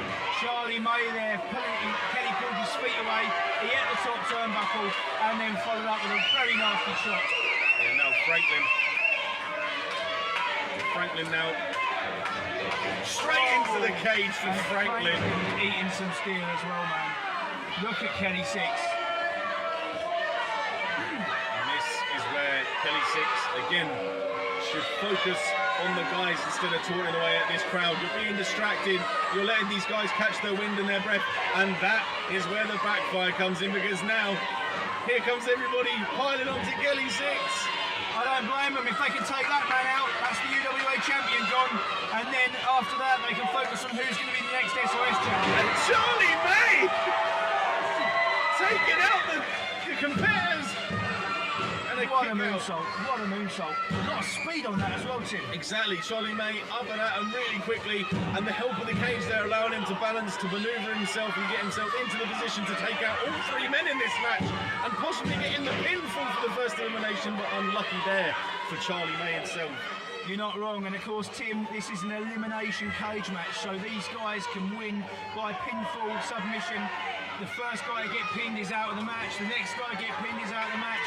Eventually you're going to get down to the final 2, and that's when it really gets interesting, because when those final 2 guys are left inside that cage, we're going to take the referee out, we're going to lock that door, and we're going to fight last man standing and see who can get out of that steel cage and be the new SOS champ. And again, the intimidating structure itself, the final 2 have got a lot of work out for it. I mean, you've got to go through the carnage, the violence of everything being delivered to you here. You're being thrown into the cage, you're being knocked down, beaten down, and then to be in the final 2, to then have to climb the 15-foot high structure and navigate yourself down safely to the floor. Ladies and gentlemen, the outside of the ring, there ain't no padding, there ain't no mats. That's a solid floor outside, so if you fall from that 15-foot high structure, that could end it for you. Damn right, that is absolutely rock solid. Rock solid. every competitor here today. I'm just so proud of them. But seeing these guys, I mean, this is going to be a match that they remember for the rest of their lives, Tim. Absolutely, and it could be in a physical way, because these matches can cause scars, cuts, bruises, everything.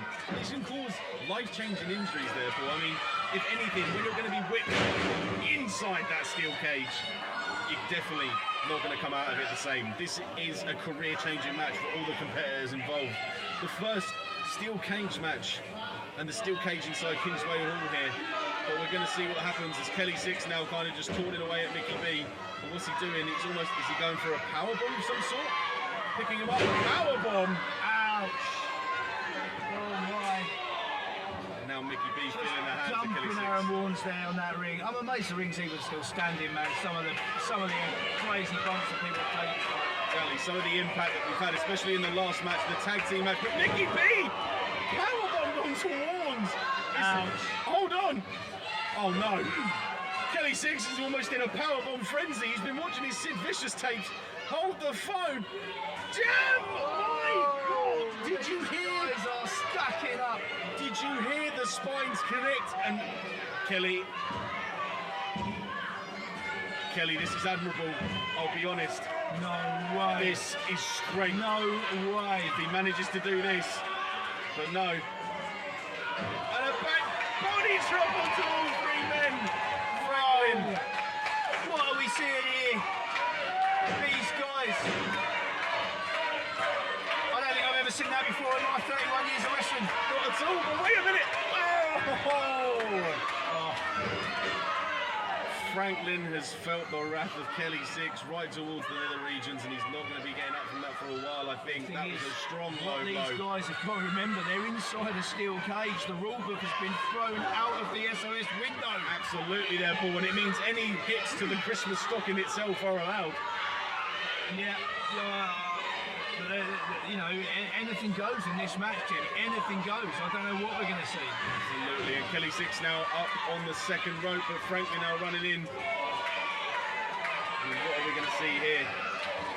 Franklin now trying to meet Kelly Sixx up the top there. Yeah, looks like he's going for a superplex or something from the top rope, I think. Absolutely, and this is where the dangerous element lies. That cage actually gives you the going up as benefit. well. Micky B's up. It gives you the balance because you can grab onto there and keep your balance. But are we going to see it? What? Oh no! The Tower of Doom! Powerbomb, suplexes, you name it. We just seen 5 guys go through that ring. All 5 men in the match are down. But the freshest guys now getting 2 pins at once. I can't believe this, Tim. When I heard 5 guys, I thought we were going for a burger. We've ended up with a cage match. Oh, let me tell you, Paul, we've ended up with the burger, my friend. We ended up with all the extra toppings, the sauce, and we've got the onions being sprinkled on this match because SOS is a meaty boy. Oh, vegan options available. But we're seeing these boys putting all the effort here, giving you the extra chips in the bag, as you mentioned, 5 guys. But I can't wait to see who comes out of this, the champion. There we go. We've got Franklin and Micky B clashing heads there. Charlie picking Micky B up for a suplex. Arron with Franklin. They can't quite get it, I don't think. Fatigue has got to be setting in now. Yeah, double roll up. 1, 2, and a kick out. Fatigue has got to be setting in, you know. This match is just so unforgiving. You know, we're used to seeing main event matches sometimes running 15, 20 minutes. I don't see how this match can last that long. No, absolutely, Paul. You've got to add all the different benefactors here, especially tonight. It's cold outside, but it's hot in here with the crowd. 200 plus packing out the Kingsway Hall. I mean, everybody being in here, the lights shining down on you, and 5 guys in the ring at the same time. Let me tell you, the fatigue is going to set in, and it's going to cause a massive difference into this match as the double suplex there from Micky B and Arron Warnes to Kelly Sixx, and now Warnes is feeling it. Literally, this is absolutely amazing. If you're not here and you're watching this you have missed out on an amazing show. Earlier on, Tim, right, we sold so many tickets for this show. We were actually hunting round up on the balcony and in the storerooms, seeing if we could find more chairs. And that's what you don't want to miss out on here, guys. That means you should always make sure that you get your tickets as early as possible for these SOS shows, because they sell out quick. Tickets for January are going on sale the second this show finishes. So make sure to get them at ringsideworld.com. And also check the SOS Facebook page at SOS Wrestling UK to make sure you find your ticket link for our January show. This time happening on a Friday. The first show of 2022 is looking to be insane already, and the result of this match is actually going to determine who goes into the new year with a very Merry Christmas and a Happy New Year and a beautiful bit of gold around their waist. What a Christmas present, Tim. What a Christmas present. I don't care what you've been asking Santa for this year. I'm pretty sure that if you read these guys' letters to Santa, at the top of that list, it's going to say the SOS title. Absolutely, and it seems we've had Micky B go out due to injury here. Micky B out of the match. Huge Olympic slam there from Kelly Sixx. Hopefully Micky B is doing well and we get him backstage with some medical attention to make sure he's going to be okay. And Micky B out, and that leaves Arron, Charlie May, Franklin and UWA champion Kelly Sixx. We just saw a final warning there, and that's Charlie May out. And now look, here's where the blood is boiling for Arron Ward.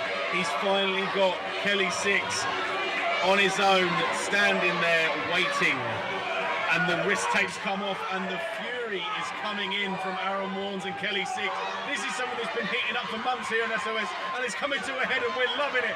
We love to see this, the violence, the punches, and Franklin busting through both of them and taking them out, turning Warnes inside out, and Kelly Sixx is on Dream Street. But could this be the elimination of the final two?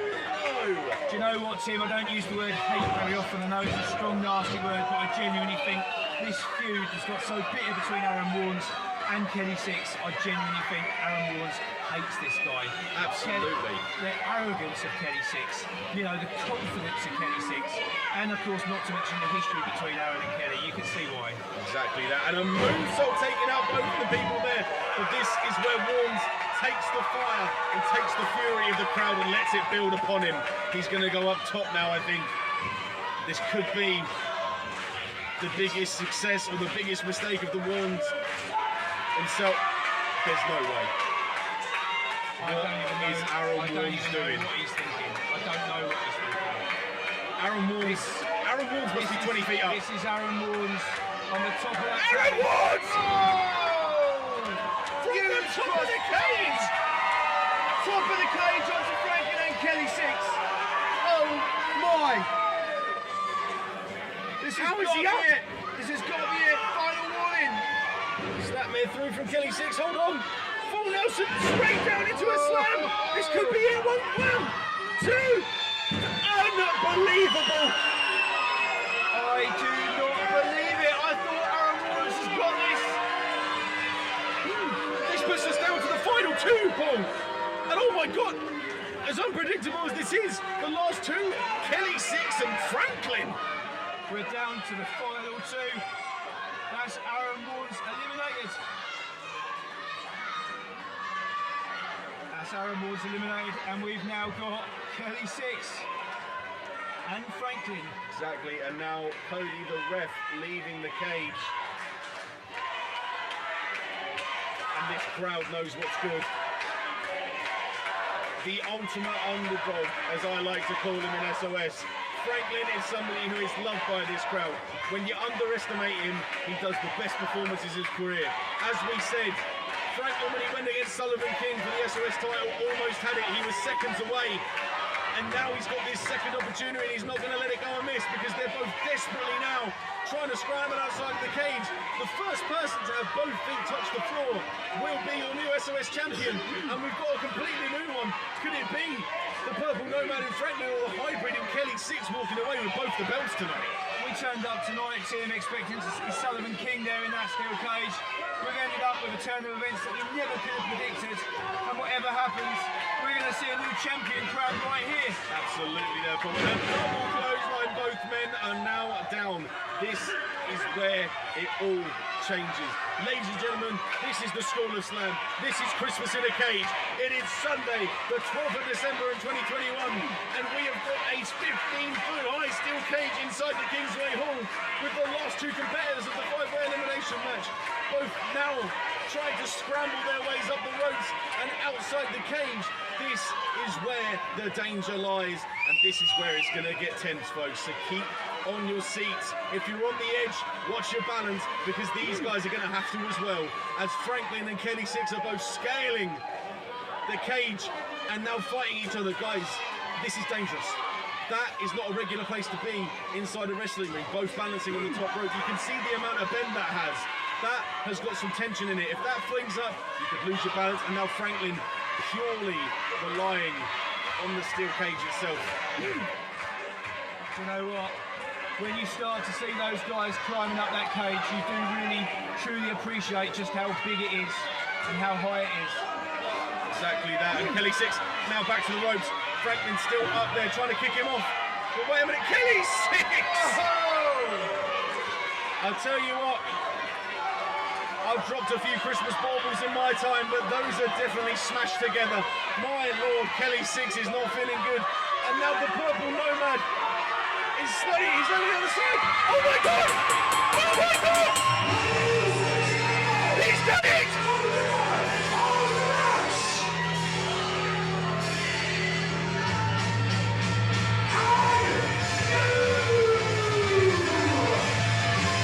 We got a new champion! And it's Franklin! Oh my God! History has been made!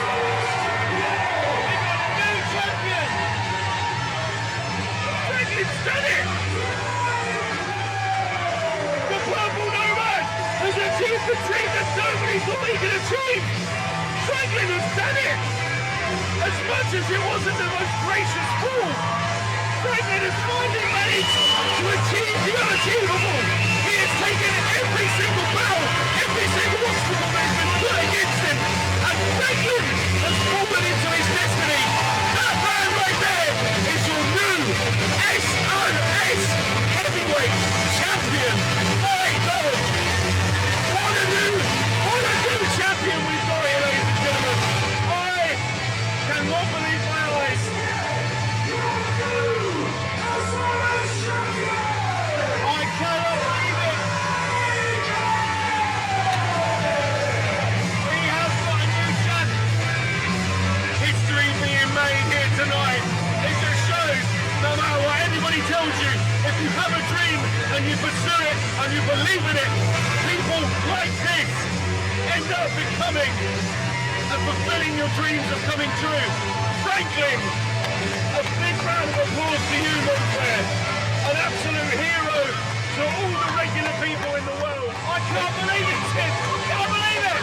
All everybody in the Kingsway standing and appreciating the fact that Franklin has finally achieved the top of the mountain here at SOS.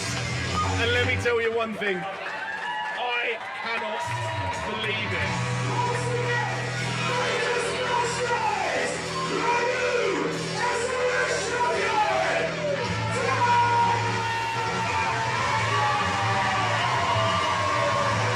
What a way to end 2021, ladies and gentlemen. Franklin has now peaked. This is the result of hard work. This is the result of determination. When everybody tells you you can't do it, you go ahead and do it. You prove them wrong. You bring yourself and you bring the best version of yourself. And Franklin is now the SOS champion. And Paul Tyrrell, ecstatic to be in the ring. This has been Christmas in a Cage! 2021's been an amazing year! Bringing you back in for 2022! One last time, your new SOS Champion! Again, Christmas has come early. ever mark the time that Franklin finally won the big one. He proved everybody wrong, all the doubters, all the haters. The purple nomad is now the king of SOS Wrestling. And Paul Tyrrell giving him the congratulations. You deserve it, Franklin. Again, well played. And now we're going to hear some words from your new heavyweight champion. This year has been a crazy year for everyone invited here tonight. I can't say enough. We would not be here tonight without every single one of you sitting here tonight. We would not be able to get up every single time we step out of this ring. It wasn't for every single one of you here. So big thank you. And let's kick 2022 in the arse. Kick it up the arse indeed, Franklin. Come on, son!